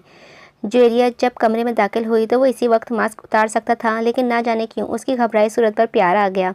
जैसे ही वो पलटा, कमरे के दरवाजे के आगे सहमी सी ज्वेरिया पूरे श्रृंगार में लैस उसके जलते असाबों पर ठंडी फुहार की तरह बरस गई। ये वही जानता था उसने ज्वेरिया को किस तरह एजेंसी के हुक्म पर इस मिशन का हिस्सा बना दिया था। तकरीब की रात से शुरू हुई अजियत अब जाकर ख़त्म हुई थी। वो सही सलामत उसकी निगाहों के सामने खड़ी थी। अब वक्त आ गया था उसकी परेशानी भी दूर की जाए। कोट उतारने के बाद वो शरारत से मुस्कुराता हुआ उसकी तरफ बढ़ता हुआ शर्ट के बटन उतार रहा था, क्योंकि सिलिकॉन मास्क गर्दन से नीचे सीने तक आता था। बटन खोलते हुआ जब वो ज्वेरिया के पास पहुंचा, उस वक्त तक वो मुकम्मल खौफजदा होकर भागने की कोशिश में थी। उसे उसकी खौफजदा हालत से महफूज होते हुए वो उसे अपनी गिरफ्त में ले चुका था, लेकिन ये क्या, वो तो कांप रही थी। वो उसे ही मदद के लिए पुकार रही थी। मज़ीद उसे तंग करने का इरादा तर्क करते हुए फ़ौरन मास्क को उतारा। वो तो उसे सामने देखकर बच्चों की तरह उसे लिपट गई थी, ऐसे बच्चे की तरह जो खौफजदा हो और उसी लम्हे उसके सामने उसका कोई बहुत अपना आ जाए। दरान ने मुस्कुरा कर सर झुकाया और उसकी तरफ देखा और ख़ुद भी उसके गिर्द बाजू लपेट लिए थे। उसके कांपते हुए वजूद को खुद में भींच कर सर झुकाकर बेइख्तियार लब उसके सर पर रख दिए। वो जो उस रात को अपनी इज्जत की आखिरी रात समझकर खौफजदा थी, दरान को एलेक्स की जगह पर देखकर जैसे हवास खो बैठी थी। अब जैसे ही खौफ का असर ज़ाइल हुआ और दरान ने भी उसके गिर्द बाजू हाइल किए, तो एहसास हुआ वो इस वक्त दरान के सीने पर सर रखे उसके गिर्द बाजू हाइल किए खड़ी थी। दरान ने सर झुकाया ऐसे से उसके कान के करीब सरगोशी की। क्या हुआ, डर गई थी? छोड़े मुझे, लबीचे पेशानी पर नागवाहिरी के शिकन डाले, उसे छोड़ने के लिए कहा और साथ ही कसमसाकर गुस्से में उससे अलग होना चाहा था। क्या हुआ, छोड़े मुझे? क्यों भाई, अभी खुद ही तो गले लगी थी और अब खुद ही छोड़ने का कह रही हो? दरान ने शरीर लहजे में कहा था और ढिठाई से गिरफ्त को और मजबूत किया। वो गुस्से से लब भीचे कसमसाई थी, तीव्र चढ़ाई, चेहरा ऊपर किया। दरान का चेहरा बिल्कुल पास चेहरे पर झुका हुआ था। वो शरारत से मुस्कुराता हुआ जहर लगा। होश में नहीं थी इस वक्त, डर गई थी। छोड़ें अब, अगर कहूँ अब मैं होश में नहीं रहा। लबों को आपस में मिलाए हुए मुस्कुराहट को बामुश्किल दबाए वो बिल्कुल मुख्तलिफ लग रहा था। उसकी जान पर बनी थी और उसे शरारत सूझ रही थी। अगर सच में यहाँ एलेक्स होता, उसकी रूह तक काँप गई थी। आंखें पल भर में आंसुओं की दहबीज तह के साथ चपकने लगी। छोड़ें प्लीज़ ज्वेरिया। दिलगीर लहजा था जो इसके गाल पर बहते आंसू देखकर परेशानी का अक्स था। चेहरे पर शरारत की जगह अब परेशानी को और दुख ने ले ली थी। हाथ मत लगाइए मुझे। वो कंधों को थामे दरान के दोनों हाथों को गुस्से से झटकती हुई पीछे हुई थी। चेहरा सुर्ख हो रहा था, जबड़े सख्ती से भींचे हुए थे, आंखों से भल भल आंसू बह रहे थे। मुझे अभी इसी वक्त पाकिस्तान जाना है, मुझे मेरे घर जाना है। रोना बंद करो, ले जाऊंगा। नहीं, मुझे निकालें यहाँ से, मुझे जाना है। मैं खुद जा सकती हूँ, बस इस होटल से निकाल दें। एक दफ़ा आपके साथ जाने की गलती कर चुकी हूँ, अब नहीं करना चाहती।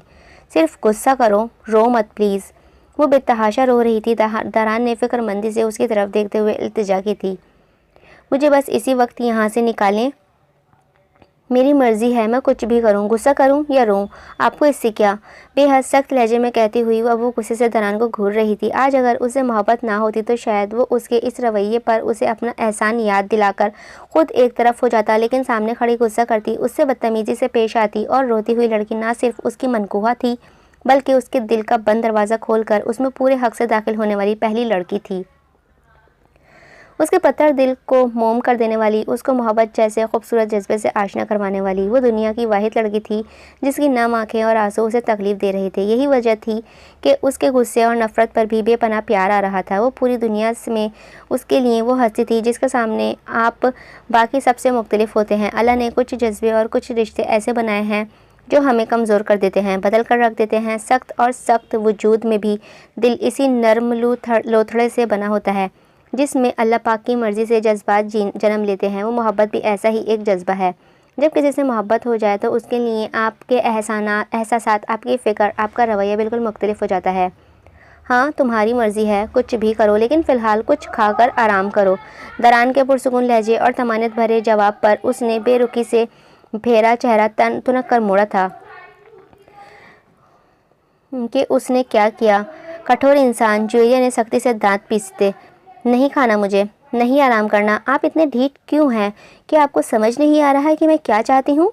मैं यहाँ से अभी और इसी वक्त निकलना चाहती हूँ और मैं जानती हूँ कि आप ये सब कर सकते हैं। हाँ, कर सकता हूँ, लेकिन अभी नहीं कर सकता हूँ। तरान ने उसकी बात पर एक सेकंड के लिए भवें इकट्ठी उठाई रखने के बाद बड़े आराम से इनकार किया। ज्वेरिया झुंझलाकर चंद कदम आगे बढ़ी। झूठ, आप कर सकते हैं। आप कोई आम इंसान और सिर्फ फिल्म स्टार नहीं है, इतना तो मैं बिल्कुल अच्छी तरह समझ चुकी हूँ। आपका मकसद भी पूरा हो चुका है, अब मेरी जान छोड़ दें। दरान के सर पर खड़ी वो अपनी तरफ से उस पर गुस्से में ताबड़तोड़ तंज के तीर बरसा रही थी, जबकि वो मेज़ पर पड़े इंटरकॉम को कान से लगाए हुए पुरसुकून बैठा था। इसके लिए मिशन का सबसे तकलीफदेह वक्त ज्वेरिया के यहाँ पहुँचने से पहले तक का था। वो वसवसे दिल को घेर लेते थे कि अगर शियोन ने उसे होटल नहीं भेजा तो क्या होगा, अगर उसे वहीं कुछ हो गया तो वो क्या करेगा। लेकिन अब वो पुरसुकून था। डिनर भेज दे कमरे में। मुझे कुछ नहीं खाना। मत खाना, मुझे तो खाना है, उस दिन से भूखा हूँ, कंधे उचकाकर कहा और एक तरफ पड़े बैग से उठाकर ज्वेरिया की तरफ बढ़ाया था। चलो फ्रेश हो जाओ, इसमें तुम्हारा ड्रेस है। दरान उसकी तरफ बैग बढ़ाए हुए था, जिसको थामने के बजाय वो सिर्फ घूर रही थी। दरान ने बैग को वापस बेड पर रखा, खोला और बैग में से तयशुदा कपड़े बाहर निकाले। ये उसी की नीली फ्रॉक थी, मतलब वो उसके कपड़े भी लेकर आया था। बैग से गहरी नीली फ्रॉक और सुर्ख शाल निकाल कर ज्वेरिया की तरफ बढ़ाए। वो संजीदगी से उसकी तरफ देख रहा था। इन झलमिल सितारों की तंग और अजीब मैक्सी में तो वो वाकई ही उलझन महसूस कर रही थी। दरान इसी तरह कपड़े उसकी तरफ बढ़ाए मुंतज़िर बैठा था, जब उसने नाक फुलाकर गुस्से से कपड़े तरान से झपटे और कमरे में मौजूद ड्रेसिंग रूम की तरफ कदम बढ़ा दिए, जबकि वो उसके एक अंदाज पर बेसाख्ता ही उमड़ आने वाली मुस्कुराहट को लबों पर गहरा किए उसकी पुश्त को घूर रहा था। कपड़े तब्दील करने और चेहरे को धोकर मेकअप से आज़ाद करने के बाद जब वो बाहर आई तो सोफ़े के आगे लगी मेज़ पर खाना सज चुका था, जिसके इश्तिहाई अंगेज़ खुशबू ने एक सेकंड में ही उसकी नाक के नथनों से सफ़र करते हुए भूख से पिचकती अंतड़ियों को पैगाम अरसाल किया, जिस पर भूख बढ़ गई। नीली फ्रॉक में शाल को कंधों के इर्द गिर्द अच्छी तरह से लपेटकर कुछ देर पहले वाली गहरी मेकअप को धोकर शफाफ चेहरा निकाले वो मुजस्सिम खड़ी हुई थी। मेकअप उतरते ही चेहरे पर जख्मों के जा बजा सुर्ख निशान वाज़ा होने लगे थे। ज्वेरिया ने बेनियाजी से चेहरे को फेरा और दरान के मुखालिफ सिमत पर बेड की तरफ कदम बढ़ा दिए। वो हैरत से रुका, पीछे मुड़कर उसकी तरफ देखा, जो खाने की मेज़ पर आने के बजाय बेड पर बैठ चुकी थी। दरान कुछ सेकंड इसी तरह उसकी तरफ देखता रहा। उफ, जालिम इंसान। नफ़रत और अकड़ से खाना छोड़कर यहाँ तो आकर बैठ गई थी, लेकिन अब एहसास हो रहा था कि भूख से तो जान निकल रही है, और दरान को एहसास तक नहीं था उसका। बेख्तियार आंखें बनाई, आंसू इतनी तेज़ी से गालों पर बहने लगे कि वो उलझकर हाथ की पुश्त से उनको बार बार रगड़ने लगी। सर झुकाए हुए वो इसी तरह बेदर्दी से आंसू साफ करने में मसरूफ़ थी, जब अचानक दरान के रद्दअमल पर सटपटा गई। वो कब करीब आया और कब उसके बाजू को थाम कर उसे बेड पर से उठाया, खबर ही नहीं हुई। क्या हुआ, छोड़े मुझे। झुंझलाकर दरान से बाजू छुड़वाने की कोशिश में गुस्से से चीखी, जबकि वो उन अनसुनी करता हुआ ज़बरदस्ती सोफे तक ले आया था। ढीठ, मैं नहीं तुम हो, बैठो यहाँ। कंधों से थाम कर ज़बरदस्ती खाने की मेज़ के आगे सोफे पर बैठाया और उसके पूरे अरसे में पहली मर्तबा उससे इतने रौब से मुखातिब हुआ था। अब चुपचाप खाना शुरू करो, नहीं तो खाना कैसे खिलाना है ये भी अच्छे से आता है मुझे। उसके खाना खाने के अंदाज से साफ जाहिर था कि वो सच कह रहा है कि उससे रात से वो भी भूखा है। वो मुख्तलिफ चीज़ें उठा कर उसकी और अपनी प्लेट्स में रख रहा था। खाने के दौरान बिल्कुल खामोशी छाई रही थी। वो अभी खाना खा ही रही थी जब दरान खाना खाने के बाद नैपकिन से हाथ साफ करता अपनी जगह से उठा और कदम बेड की तरफ बढ़ा दिए। 2 कप चाय भिजवा दें? मैं ISI का खुफिया एजेंट हूँ, दरान ने धमाका किया था। वो जो निगाहें फेरे अभी सोफे पर से उठने ही वाली थी, चौंक कर उसकी तरफ देखा था। संजीदगी का पैकर बना वो शायद उसके देखने का ही मुंतज़िर था। निगाहें मिली तो उसने कलाम का सिलसिला जोड़ा था। इस वक्त जो तुम ये सब देख रही हो, ये सब एक मिशन का हिस्सा है। हमने तुम्हें अपने मकसद के लिए एक मोहरा बनाया, तुम्हें बिना बताए तुम्हें इन लोगों के हवाले किया। दरान के लहजे में नदामत की वाज़ह झलक थी। तुम्हारे साथ जो कुछ भी हुआ है वो सब करना मेरी और एजेंसी की मजबूरी बन गया था, क्योंकि उन लोगों तक पहुंचने का सिर्फ एक ही रास्ता बचा था। तुम एक बहादुर और मजबूत आसाब की लड़की हो, ये हम जान गए थे, लेकिन अगर तुम्हें ये सब पहले बताते तो शायद तुम कभी भी इस मिशन का हिस्सा बनने के लिए तैयार ना होती और ना ही बुरहान की तकरीब में जाती। दरान खामोश हो गया था। वो शायद अब उसके जवाब का मुंतज़िर था। अच्छा तो दरान मलिक, ये थी वो हकीकत। तुम वाकई ख़ास नहीं, बहुत ख़ास निकले। पुरस्रार नहीं, बहुत पुरस्रार निकले। वो बेहिस नहीं, बहुत ज़्यादा बेहिस निकले। ठीक है, ये सब एक मिशन था, लेकिन तुम्हें किसने हक दिया कि तुम उस मिशन में मेरे जज्बात के साथ खेलते, मुझसे अपनी झूठी मोहब्बत का इजहार करते। जूलिया ने गहरी सांस खारिज की और एतमाद से चेहरे को ऊपर उठाया था। अगर आपने मुझे ये सब नहीं बताया था तो मुझे इस बात का कोई गुनाह नहीं था, क्योंकि मुझ पर किए हुए एहसान के बदले के तौर पर मैं आपके किसी भी मकसद में आपका साथ देने के लिए हमेशा से तैयार थी। लेकिन मुझे दुख इस बात का है कि आपने ये सब करने के लिए मुझे झूठी मोहब्बत का झांसा क्यों दिया। वो झांसा नहीं था, ये सच है, मैं तुमसे मोहब्बत करता हूँ। झूठ, बिल्कुल झूठ। मत गिराए मेरी नज़रों से खुद को इतना। आपको अंदाज़ा भी है कि आपने मेरी बेपनाह मोहब्बत को नफ़रत में बदल दिया है। वो नफ़रत से नाक भींचे भर्राई आवाज़ में कहती हुई उसकी सच्ची मोहब्बत को झूठा करार देकर अपनी मोहब्बत को भी नफ़रत में बदलने का बता रही थी। इससे पहले के दौरान कुछ और कहता, वो एक झटके से अपनी जगह से उठी और तेज़ तेज़ कदम उठाती हुई 1 सेकंड से भी पहले बेड पर तक पहुंची थी। कंफर्टर गुस्से से खींचा और सर तक तानकर लेट गई। दरवाजे पर होने वाली दस्तक पर वो ख्यालों से बाहर आया और अपनी जगह से उठकर जल्दी से एक तरफ काउच पर पड़े मास्क को उठाकर चेहरे पर चढ़ा लिया। लंबे लंबे डग भरता हुआ जब वो दरवाजे पर पहुंचा, मास्क पूरी तरह उसके चेहरे पर सेट हो चुका था। दरवाजे पर चाय आ चुकी थी। होटल की वर्दी में मलबूस लड़का चाय के लवाजमात से भरी चाय लिए दरवाजे के सामने खड़ा था। दरान दरवाज़ा खोलकर एक तरफ हुआ। वर्दी में मलबूस लड़का चाय की ट्रॉली को घसीटता हुआ आ गया था। दरान ने उछड़ती निगाहें बाहर दरवाजे की दाएं बाएं खड़े शियोन के गार्ड्स पर डाली। वो चौकन्ने दरवाजे के बाहर पहरा दे रहे थे। चाय रखने के बाद लड़का कमरे से वापस गया तो दरान ने मास्क उतारकर बेड पर एक तरफ पड़े बैग में से फर्स्ट एड बॉक्स को निकालकर और चाय की ट्रॉली रखा था। ट्रॉली को नरमाहट से घसीटता हुआ बेड तक लाया। कंफर्टर में सिमट कर लेटी हुई दरान के कदमों की छाप पर बेड के करीब अपने सर पर महसूस कर सकती थी। उठो, पेन किलर लेकर चाय पी लो। ज़रूरत नहीं है मुझे। गुस्से में फ़ौरन इनकार किया था। ठीक है, चाय मत पियो, लेकिन मेडिसिन ज़रूरी है, ज़िद मत करो। मुझे पता है मेरे लिए क्या ज़रूरी है, प्लीज़ मुझे अकेला छोड़ दें। इतने घंटे हाथ पुश्त पर बांधे रहने की वजह से उसकी दोनों कलाइयों पर गहरे जख्म थे। दरान ने बारी बारी उसकी दोनों कलाइयों के सुर्ख निशानों को कर्ब से देखा था। अब फिर भी इख्तियार ही हाथ में थामी दवाइयाँ दाईं कलाई पर अपने लब रख दिए थे। वो जो तब से तेवरी चढ़ाए हुए गुस्से से घूर रही थी, दरान के इस जिसारत पर सांस अटक गया था। दरान ने जख्म पर से लब हटाए और कलाई के जख्म को अपने बंद आंखों से लगाया था। वो साकिन सांस के साथ ही उसकी किसी मुजस्सिम की तरह लेटी थी। जिस्म का सारा खून जैसे चेहरे पर ही जमा होने लगा था।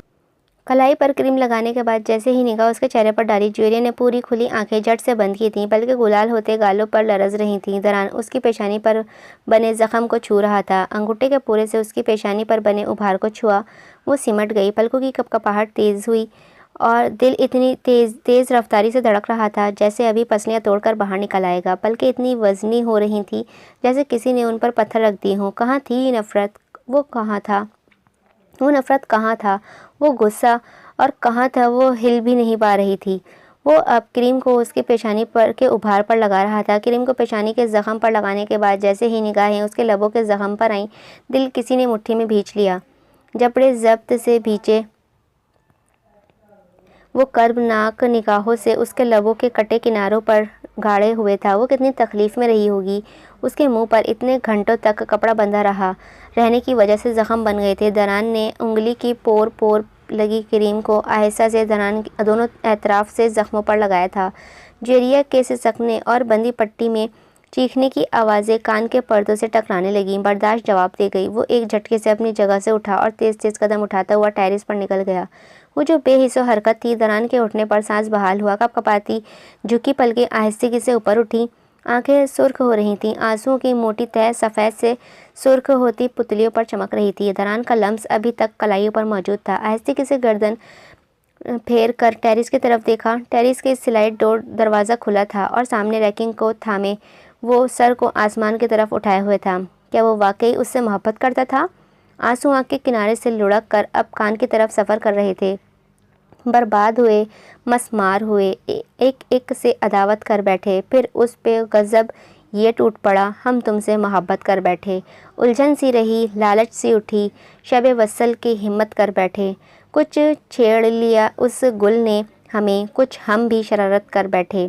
बेहाल किया, बेजान किया, हर लिहाजा क़यामत कर बैठे। ऐसे तो अदद व नफ़रत ना करे तुम जैसे मोहब्बत कर बैठे। जब बढ़ने लगे दोज़ख की तरफ हर गाम पे आफत कर बैठे। यज़दां भी रखेगा याद सदा, यज़दां भी रखेगा याद सदा, रंदा सी ऐसी शिकायत कर बैठे। जो लोग थे अपने यार कभी वो लोग अदावत कर बैठे। अब दुनिया की हमसे बात ना कर, हम दुनिया पे लानत कर बैठे। यूँ ज़िद ना करो, बेदिल ना बनो, आशिक की भी कुछ इज़्ज़त रखो। अब आगे लगा दो आग के हम तैयार तो मैयत कर बैठे। एक अर्ज़े करम ने मार दिया फिर हसरते दिल अल्लाह अल्लाह, जो बात ज़बां से कह न सके नज़रों से अनायत कर बैठे। इसी पल में कैद कब 10 से 15 मिनट गुजरे पता न चला था। दरान वापस पलटा तो उसने भी फ़ौरन नज़रों का ज़ाविया बदल दिया था। वो वापस आया तो उसने निगाहें चुरा रहा था। उठो, मेडिसिन लो और चाय पी लो। दरान की बदली हुई भारी आवाज़ पर उसने चौंक कर उसके चेहरे की तरफ देखा था। क्या वो टेरेस पर रो रहा था? क्या वो उसके ज़ख्मों को देख कर रो रहा था? दरान ने हुनूज़ निगाहें झुकाए हुए मेडिसिन को उसकी तरफ बढ़ाया था। वो उलझ गए, दिल डगमगाने लगा। कभी यकीन की दहलीज पर कदम रखता और कभी पीछे खींच लेता था। जुएरिया ने खामोशी से हाथों के बल जिस्म को ऊपर उठाया और तकिए के सहारे बैठकर उसकी हथेली से मेडिसिन उठाकर मुंह में डाल ली। दरान के हाथ से पानी का गिलास पकड़ा और खामोशी से लब पे लगा लिया था। दरान अब चाय को कप में उंडेल रहा था। जैसे ही उसने गिलास को मुंह से हटाया वो चाय का कप उसकी तरफ बढ़ाए हुए था, जिसकी इस वक्त उसे बहुत तलब थी। दिमाग से सोचना, तुमसे कुछ कहना है, प्लीज़। गुस्सा करने के बजाय मेरी बात को ठंडे दिमाग से सोचना और फिर अपना फ़ैसला सुनाना। दरान की बात पर उसने झुकी निगाहें ऊपर उठाई और दरान की तरफ हैरत से देखा। कुछ देर पहले वाला गुस्सा ख़त्म था, अब उलझन चेहरे पर रकम थी।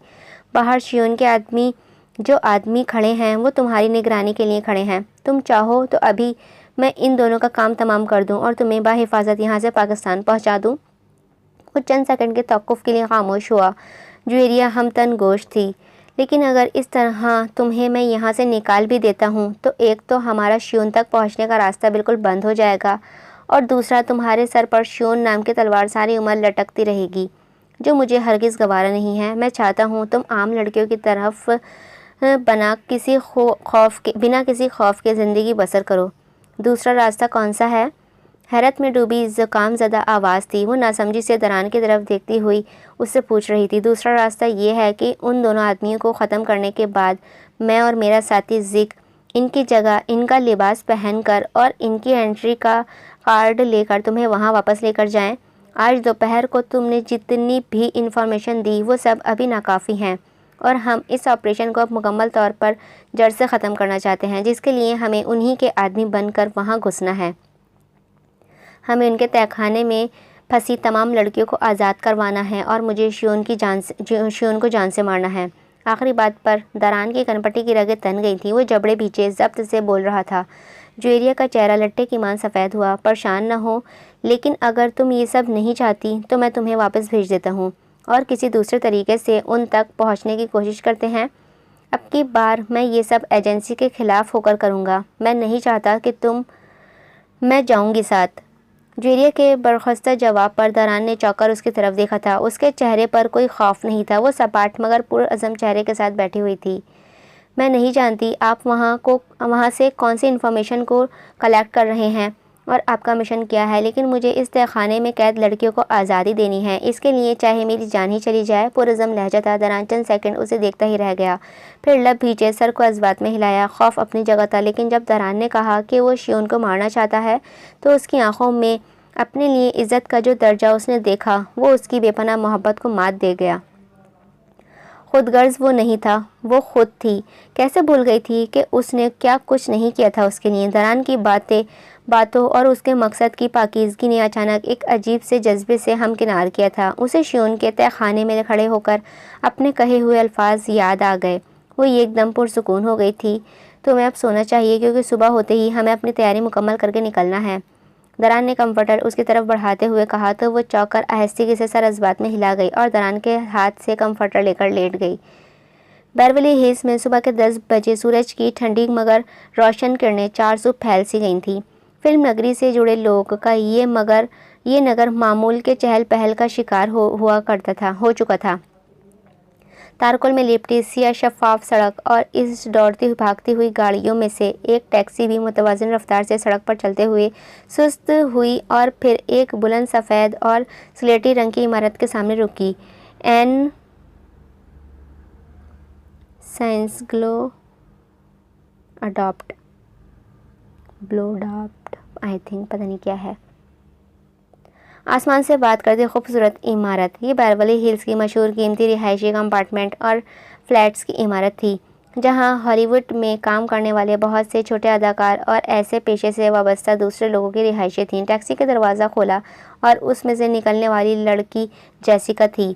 हल्का सब्ज़, पैरों को छूता हुआ बंद गर्म कोट, सुर्ख ऊंची हील की बंद जूते, दीदा जेब मेकअप से लैस चेहरा, सुनहरी खुले गर्दन को छूते मुलायम बाल। वो बेहद हसीन लग रही थी। वो टैक्सी से उतरी और चेहरा उठाए अपनी छोटी आंखों को मजीद सुकेड़कर इमारत का जायज़ा लिया। लबों पर मुबस्सम सी मुस्कुराहट उभरी थी और फिर सिमट गई थी। पिछले 3 दिन से अनिल उसका फ़ोन नहीं उठा रहा था और न ही उसके किसी भी पैगाम का जवाब दे रहा था। वो जानती थी कि वो अपने राज के यूं फाश हो जाने पर घबरा गया है और उसके रद्द-ए-अमल के डर से अब उसका फ़ोन भी नहीं उठा रहा है। अनिल का पता मालूम करना अब उसकी काफ़ी मालूमात के बाद कोई मुश्किल काम नहीं था। थोड़ी सी जद्दोजहद के बाद दोनों में ही वो इसका रिहायशी फ्लैट तलाश करने में कामयाब हो चुकी थी। वो अब इमारत के फ्लैट में खड़ी थी। लिफ्ट के बंद होते ही उसने सराज से ऊपर कोट उतारा था। बैग में से मोबाइल निकालकर जल्दी से अपने चेहरे को देखा, मोबाइल को दुरुस्त किया। कोट के नीचे वो ढीली सी सफ़ेद टी शर्ट और नीचे जीन्स पहने हुई थी। लिफ्ट तीसरी मंजिल पर रुकी। यहाँ लंबी राहदारी में दाएं बाएं थोड़े थोड़े फासले पर खूबसूरती से कंपार्टमेंट बने हुए थे। इतना महंगा कंपार्टमेंट, आखिर को वो इतने बड़े फिल्म स्टार का पीए था। ये कंपार्टमेंट और बेवरली हिल्स में रिहाइश वो सब अफोर्ड कर सकता था। वो उसके बारे में बची कुची मालूमात भी इकट्ठी कर चुकी थी। वो लबों को आपस में मिलाती हुई और मुबहम सी मुस्कुराहट मुंतज़िर निगाहें दरवाजे पर जमाई हुई थी। अनिल की इमारत ने उसको मुतासिर ज़रूर किया था, लेकिन ये बात सच थी कि उसकी खुफिया मोहब्बत ने उसका दिल जीत लिया था। क्लिक की आवाज़ के साथ दरवाज़ा खुला। बिखरे बाल और अधखुली नींद से बोझल होती हुई आंखों समेत अनिल सामने खड़ा था। तुम क्या समझते हो, खोज निकालना सिर्फ तुम्हारा ही काम ठहरा? अंदर आने के लिए नहीं कहोगे? आओ। वो गड़बड़ाकर रास्ते से हटा था। चेहरे पर हवाएं थीं। वो अब पता नहीं क्या कुछ पूछेगी और वो क्या जवाब देगा। दरान का की कोई खबर नहीं थी। जुवेरिया की परेशानी और अब ये जेसिका को यूं सामने देखकर वो हवास बाख्ता सा हो गया था। शुक्रिया, मोहब्बत से कहती हुई वो बड़े हक से कदम कंपार्टमेंट के दाखिली दरवाजे के अंदर रखे। गहरे भूरे रंग का लकड़ी का फर्श, कुशादा और कीमती फर्नीचर से लैस लाउंज। बहुत अच्छा घर है, मुतासिर हुई मैं। शुक्रिया, बैठो। मैं ये हरगिज़ नहीं पूछूंगी कि तुम मेरा फ़ोन क्यों नहीं उठा रहे हो और मेरे पैगाम का जवाब क्यों नहीं दे रहे हो, क्योंकि मैं समझ सकती हूँ तुम पर क्या गुजर रही होगी। वो शर्माते हुए ठहर कर लफ्ज़ की अदायगी करती उसे मज़ीद परेशान कर गई थी। जैसी, मैं तुम्हें बस बताने वाला ही था। कुछ मत बोलो, तुमने बोलने के लिए कुछ छोड़ा ही नहीं है। मतलब मैं हैरान हूँ कि कोई किसी से इतना प्यार कैसे कर सकता है। मतलब कोई मेरे साथ इतना प्यार कैसे कर सकता है। प्यार? दिमाग में एक लफ्ज़ के धमाका हुआ था। खैर वो क्या समझकर बैठ गई थी। यहाँ तो सारा मामला ही उलट गया था। मैं इतनी खुशकिस्मत होंगी, मुझे इस बात का यकीन ही नहीं हो रहा। उस दिन से पाँव ज़मीन पर नहीं उतर रहे हैं। मैं तुम्हारे मुंह से सुनना चाहती हूँ तुम्हारे मुँह से सुनना चाहती हूँ सब। तुमने मुझे कहाँ देखा, कब मुझसे इतनी मोहब्बत हुई, सब जानना है मुझे। वो एक ही सांस में इतना कुछ बोल गई थी। अनिल ने सटपटाकर हाथ हवा में खड़ा किए। 1 मिनट। रोबोट की मांद एक झटके से सोफे पर से उठा और तेज तेज कदम उठाता हुआ कमरे की तरफ बढ़ गया। कमरे में दाखिल होते ही फ़ोन की तरफ लपका और बेड साइड मेज़ पर से फ़ोन उठाकर अजलत में दरान का नंबर मिलाया। नंबर हुनूस बंद था। जेसिका उसे पुकार रही थी। मोबाइल को हाथ में पकड़े अजलत में आगे बढ़ा। क्या हुआ अनिल? मैं तुमसे नाराज़ तो नहीं हूँ, तुम इतना क्यों घबरा रहे हुए हो? मैं कुछ नहीं कहूँगी तुम्हें। भमें खटी हुए हो अनिल की घबराहट की वजह दरियाफ्त कर रही थी। दरअसल मेरी तबीयत ठीक नहीं है। झट से झट झूठ का सहारा लिया और सूरत पर मासूमियत तारी करते हुए माथे पर आए पसीने को साफ किया था। जेसिका ने निगाहें चुराकर कदम फिर से लॉन्च की तरफ बढ़ा दिए। झूठ बोलने से उसे नफरत थी, लेकिन दरान की खातिर आज वो ये भी कर गुजरा था। ओह, क्या हुआ तुम्हारी तबीयत को? तुमने बताया क्यों नहीं मुझे? तुम्हें तो बहुत पसीने भी आ रहा है। वो मैं अनिल, तुम्हें डॉक्टर के पास जाना चाहिए। डॉक्टर? हाँ, गया था, रात को मेडिसिन भी ली है। अच्छा, तो फिर मैं तुम्हारे लिए कुछ बना देती हूँ, नाश्ता बना देती हूँ। नहीं, मैं वो कर चुका हूँ। चलो फिर मैं सूप बना देती हूँ। मैं सूप बहुत अच्छा बनाती हूँ, तुम पियोगे तुम्हें आराम मिलेगा। वो चहक कर गोया हुई और झट से अपनी जगह से उठी और बाजू में पहने स्प्रिंग ब्रेसलेट से ही खुले बालों को पोनी में कैद कर लिया। वो गड़बड़ा कर उसके पीछे सी सोफे पर से उठा था। उससे पहले कि वो कुछ बोलकर मना करता, जेसिका बेतकल्लुफ़ी से किचन की तरफ बढ़ गई थी। तुम बैठो, मैं खुद तलाश कर लूँगी सब। बैठो, जाकर आराम करो। दरान ने उसे इतना बेवक़ात क्यों कर दिया था? ज्वेरिया को तलाश करने में वो हर वक्त उसके साथ रहना चाहता था। बेचैनी से छत को घूरते हुए वो एक बार फिर से उलझ गया था। होश में तब आया जब मुस्कुराते हुए जेसिका ट्रॉली सजाए हुए उसके पास आई थी। वो गहरी नींद से जागी तो कसमलंदी से बोझल होती आंखों खोली थी। नर्म तकिए में उसका सर तकरीबन धंसा हुआ था। दवा का असर और थकन से चूर जिस्म को कंफर्टर ओढ़ने के बाद कब नींद आई पता ही नहीं चला था। उसे कमरे में दरान की मौजूदगी का एहसास एक ऐसा दार दरख्त से कम नहीं था।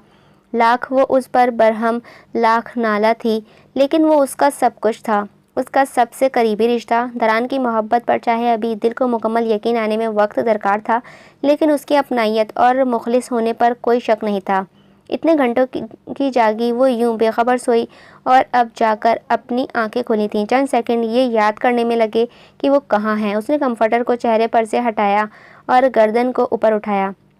कमरे का जायज़ा लिया। कमरा बहुत बड़ा था और 2 हिस्सों में बटा हुआ था। उसके वाले हिस्से में जहाँ जहाज़ी साइड टेबल बेड था, उस वक्त मुकम्मल तारीकी थी, जबकि दरान जहाँ सोफ़े पर बैठा था वहाँ लैंप और लैपटॉप की रोशनी थी।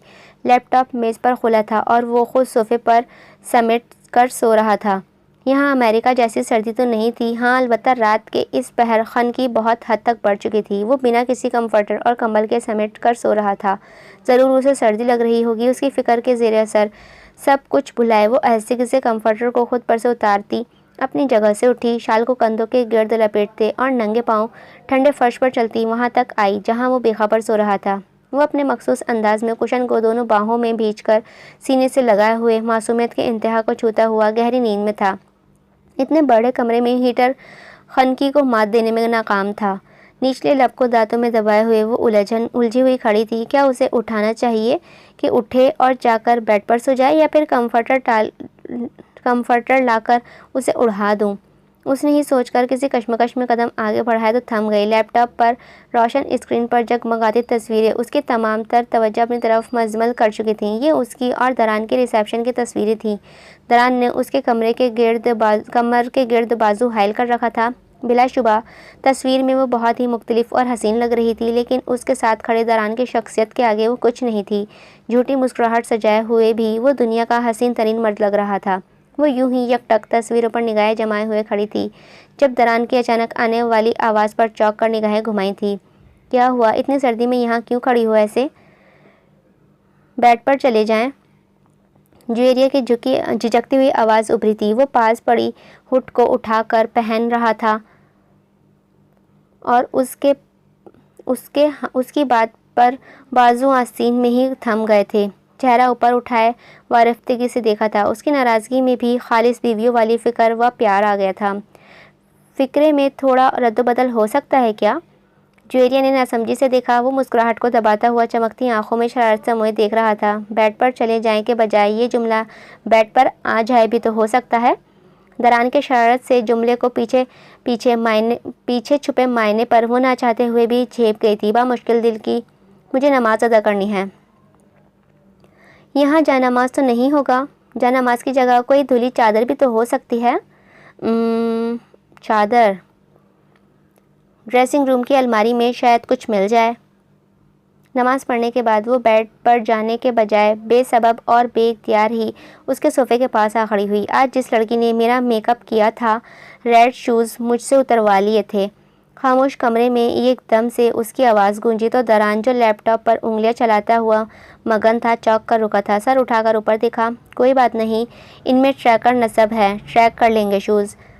सुनो, दरान की आवाज़ पर वो पलटते पलटते थम गई थी। सवालिया मगर हद दर्जा बेअतनाई से देखा था। तुम नाराज़ हो? नहीं, नाराज़ तो अपनों से हुआ जाता है, और अपने कभी आपको चारा नहीं बनाया करते हैं। ओफ यार, ओफ। उसकी बात हमेशा से ही दिल पर लगती थी। दरान गहरी सांस खारिज करता हुआ अपनी जगह से उठा और उसके मुकाबिल आ खड़ा हुआ। वो नाक फुलाए हुए खफा खड़ी थी। चेहरे के गर्द शाल अब भी नमाज सूरत लिपटी थी। मानता हूँ मैंने जो भी किया वो सब करने के बाद तुम्हें मुझसे ऐसे ही बिहेव करना चाहिए, लेकिन यकीन करो मैं मजबूर था। तुमसे मोहब्बत हो जाना एक बेइख्तियारी अमल था जिसको मैं एजेंसी पर जाहिर नहीं कर सकता था। नदामत भरे लहजे में सफाई दी। आप मुझसे इस बारे में आगाह भी तो कर सकते थे, मुझे एतमाद में ले सकते थे। मैं कभी आपको इनकार न करती। बताने की भी इजाज़त नहीं थी। आप उनसे छुपकर मुझे बता देते। मतलब तुम कह रही हो मैं उनसे झूठ बोलता? ऐसा कब कहा मैंने? अभी थोड़ी देर पहले। अच्छा, झूठ बोलने से इतना घबराते हैं, लेकिन धोखा देने से बिल्कुल नहीं घबराते। चिढ़कर तरकी बतरकी जवाब देती वो अपने जुमलों को बिना तोले हुए बोल गई। दरान के लबों से मुस्कुराहट एकदम से गायब हुई। घबराया था, बहुत घबराया था। रोया भी था, जिंदगी में पहली बार रोया था। जुएरिया की आंखों में झांकते हुए नम लहजे में कहता, वो अपना चेहरा उसके चेहरे के और करीब कर चुका था, इतना करीब कि दोनों की पेशानी एक दूसरे से जा मिली। तुम्हें खोने की सोच जब भी जहन में आती तो दिल के बंद होने जैसा एहसास होता। अंगूठे के पोरे उसके दाएं गाल को मोहब्बत से सहलाता वो लफ्ज़ अपने जज्बात से बता रहा था, तुम बहुत ख़ास हो मेरे लिए। वो हो जिसने मेरी रूह के ज़ख्मों को भर दिया, मेरे अंदर की तलखी को मोम कर दिया और मेरी करवाहट को मिठास बना दिया। लहजे में इंतहा की खुमारी ऊद आई थी। निगाहें नरमाहट से उसके चेहरे के तवाफ़ कर रही थी और हाथों की उंगलियां अब उसके चेहरे के हर नकुश को छू रही थीं। दरान, आप अल्लाह से इतना दूर क्यों हैं? खामोशी में अचानक इसके सवाल गूंजा तो दरान का अंगूठा उसके गाल पर सरकता वहीं रुक गया। चेहरे पर छाई बेखुदी और खुमारी पल भर में गायब हो गई थी। वो बड़े हक से सवाल किए अब जवाब के लिए मुंतज़िर खड़ी थी। 1, 2, 3 सेकंड। मैं अल्लाह के करीब जाने के काबिल कहाँ हूँ? अल्लाह ने अपने करीब आने के लिए कोई उसूल नहीं बनाए हैं। वो तो सबकी सुनता है, सबको माफ़ करता है। आपने ऐसा क्या गुनाह कर दिया कि ख़ुद को इस काबिल ही नहीं समझते? मैंने गुनाह नहीं किया, मैं सरापाए गुनाह हूँ। मतलब जान लोगी तो ये जो नाराज़गी है नफ़रत में बदल जाएगी और 1 मिनट से पहले मुझे छोड़ दोगी।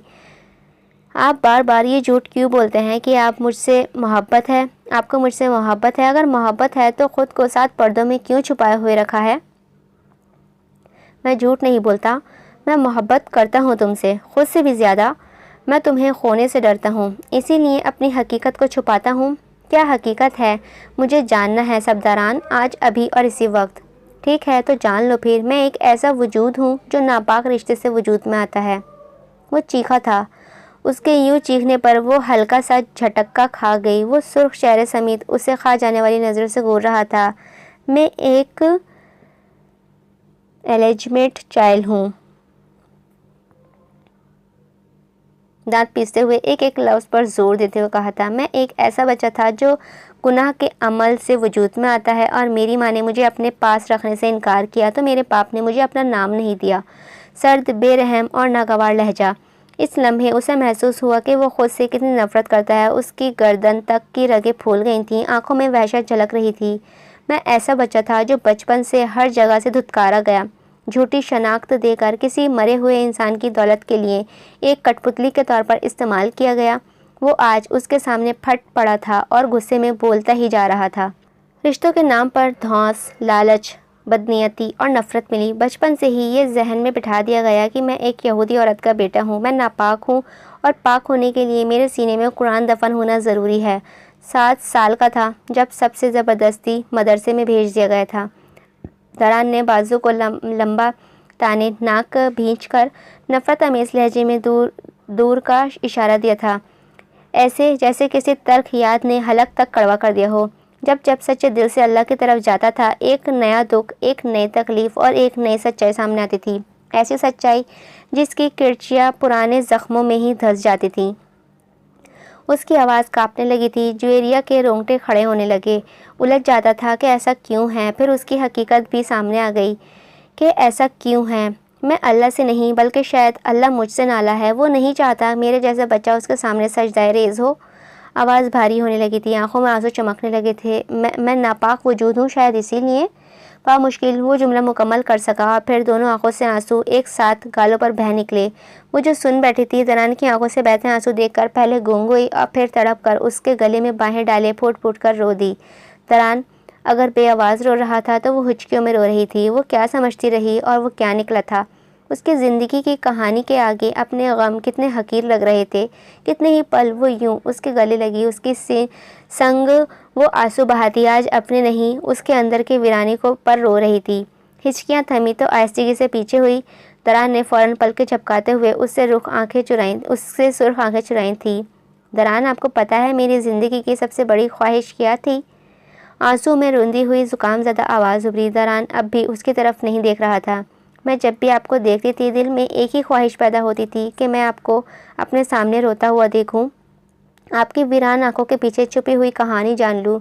लेकिन आज पता चला है, ख्वाहिश मेरी खुद ना ख्वास्ता नहीं थी, बल्कि अल्लाह ने मेरे दिल में ये ख्वाहिश डाली थी।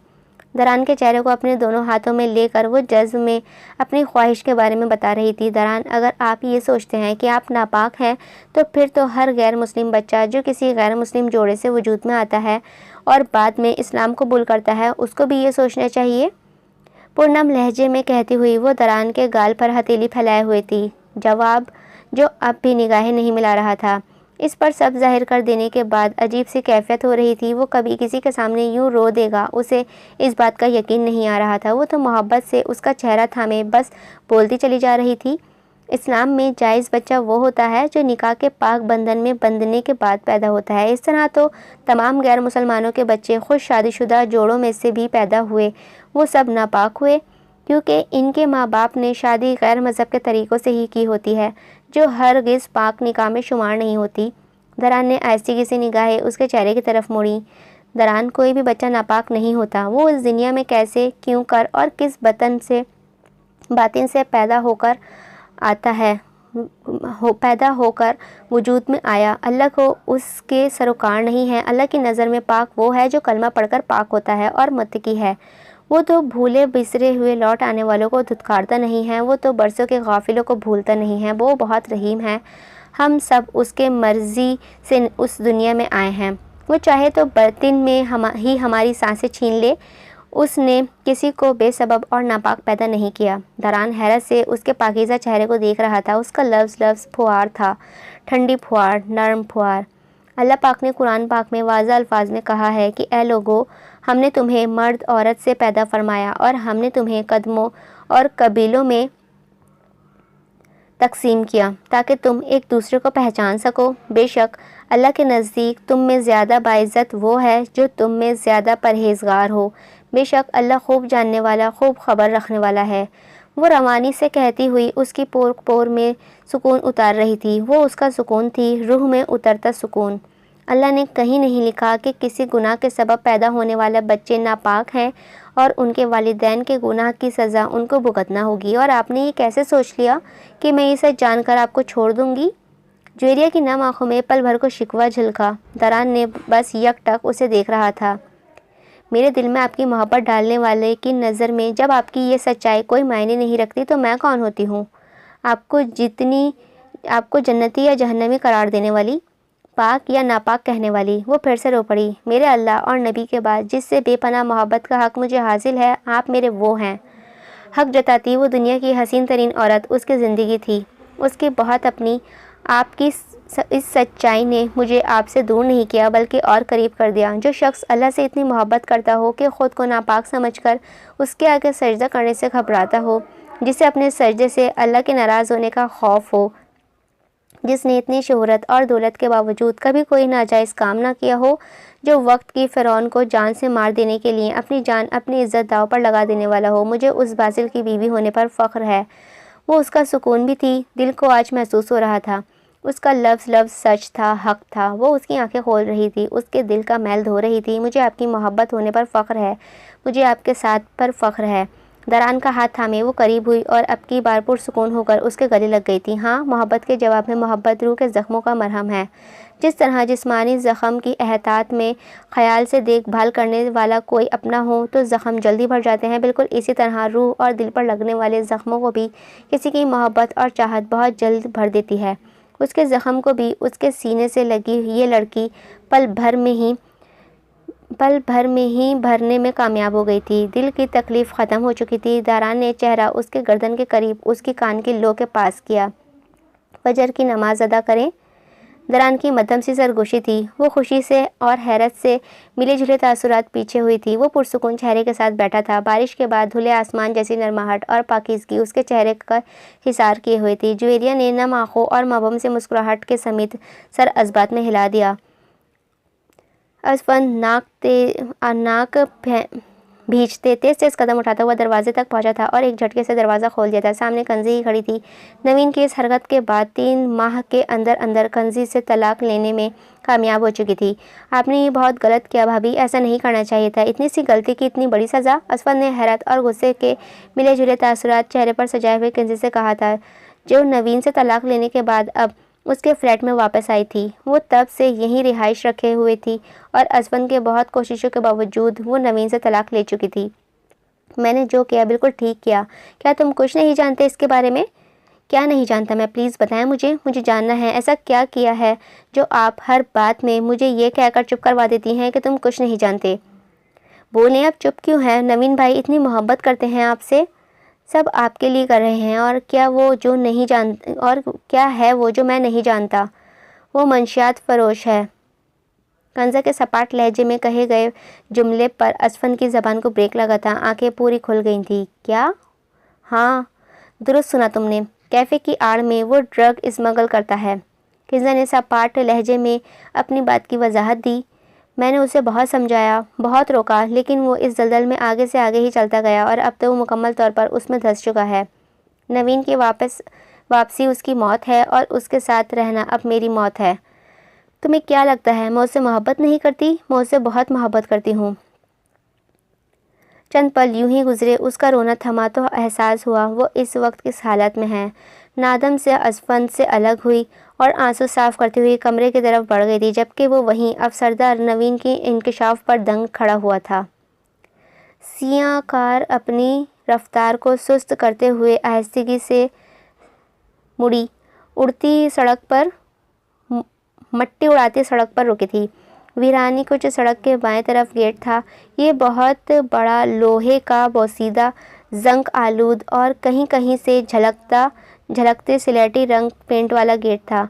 गेट के इर्द गिर्द खंडर होती ऊंची कलाए नुमा दीवारें किसी पुराने जेल की सी मालूम होती थी। श्योन के जुवेरिया के साथ भेजे हुए दोनों आदमियों को ख़त्म करने के बाद वो और जिंग श्योन के हुक्म पर फ़ौरन होटल से भेस बदल कर और जुवेरिया को साथ लेकर रवाना हुए थे। वो इस जगह से सारा रास्ता पहले ही जुवेरिया के ज़रिए ट्रेस कर चुके थे, इसीलिए बआसानी और बिना किसी रुकावट के यहाँ मौजूद थे। वो बहुत दूर वीराने में वसी पैमाने पर बनाया गया एक खुफिया अड्डा था।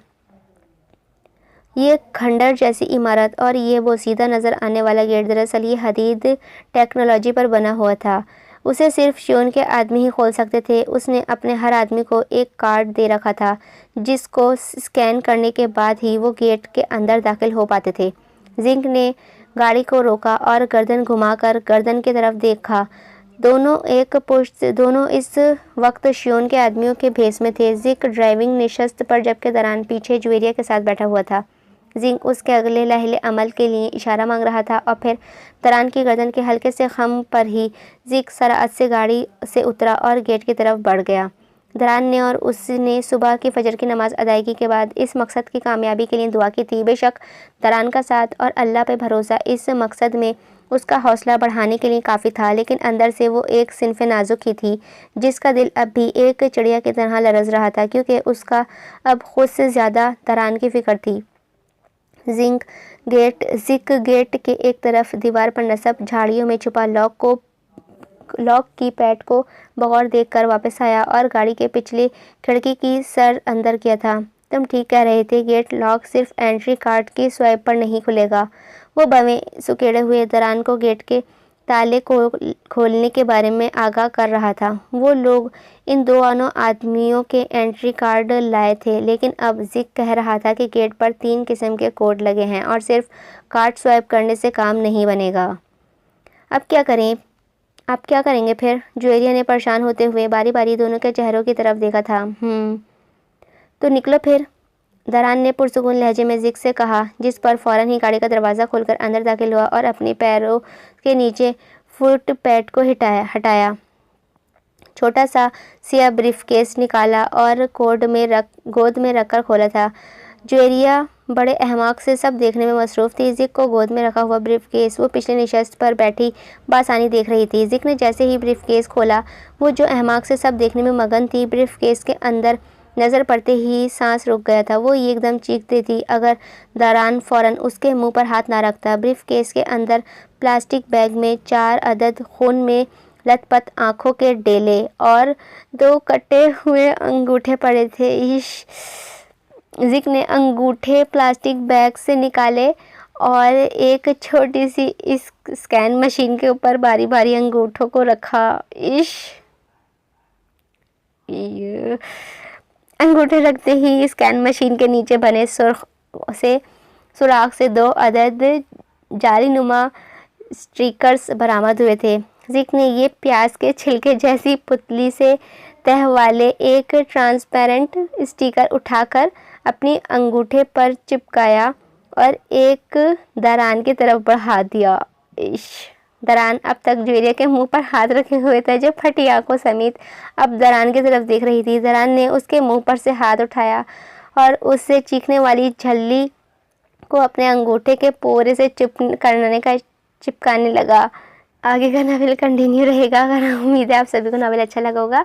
अगर आपको अच्छा लगा तो लाइक लाजमी कीजिएगा। हो सकता है कि ये सेकंड लास्ट पार्ट हो और हो सकता है कि अभी सेकंड लास्ट पार्ट और आए, अभी 2 पार्ट और आए, मे भी कुछ भी हो सकता है। अगर मेरा मूड हुआ तो मैं एक ही में कंप्लीट कर दूँगी, अदरवाइज़ लास्ट पार्ट के मैं 2 पार्ट कर दूँगी। चलिए मिलते हैं इस नावल के लास्ट पार्ट के साथ। जब तक के लिए ध्यान रखिएगा, मुझे अपनी दुआ में याद रखिएगा। अल्लाह हाफ़िज़।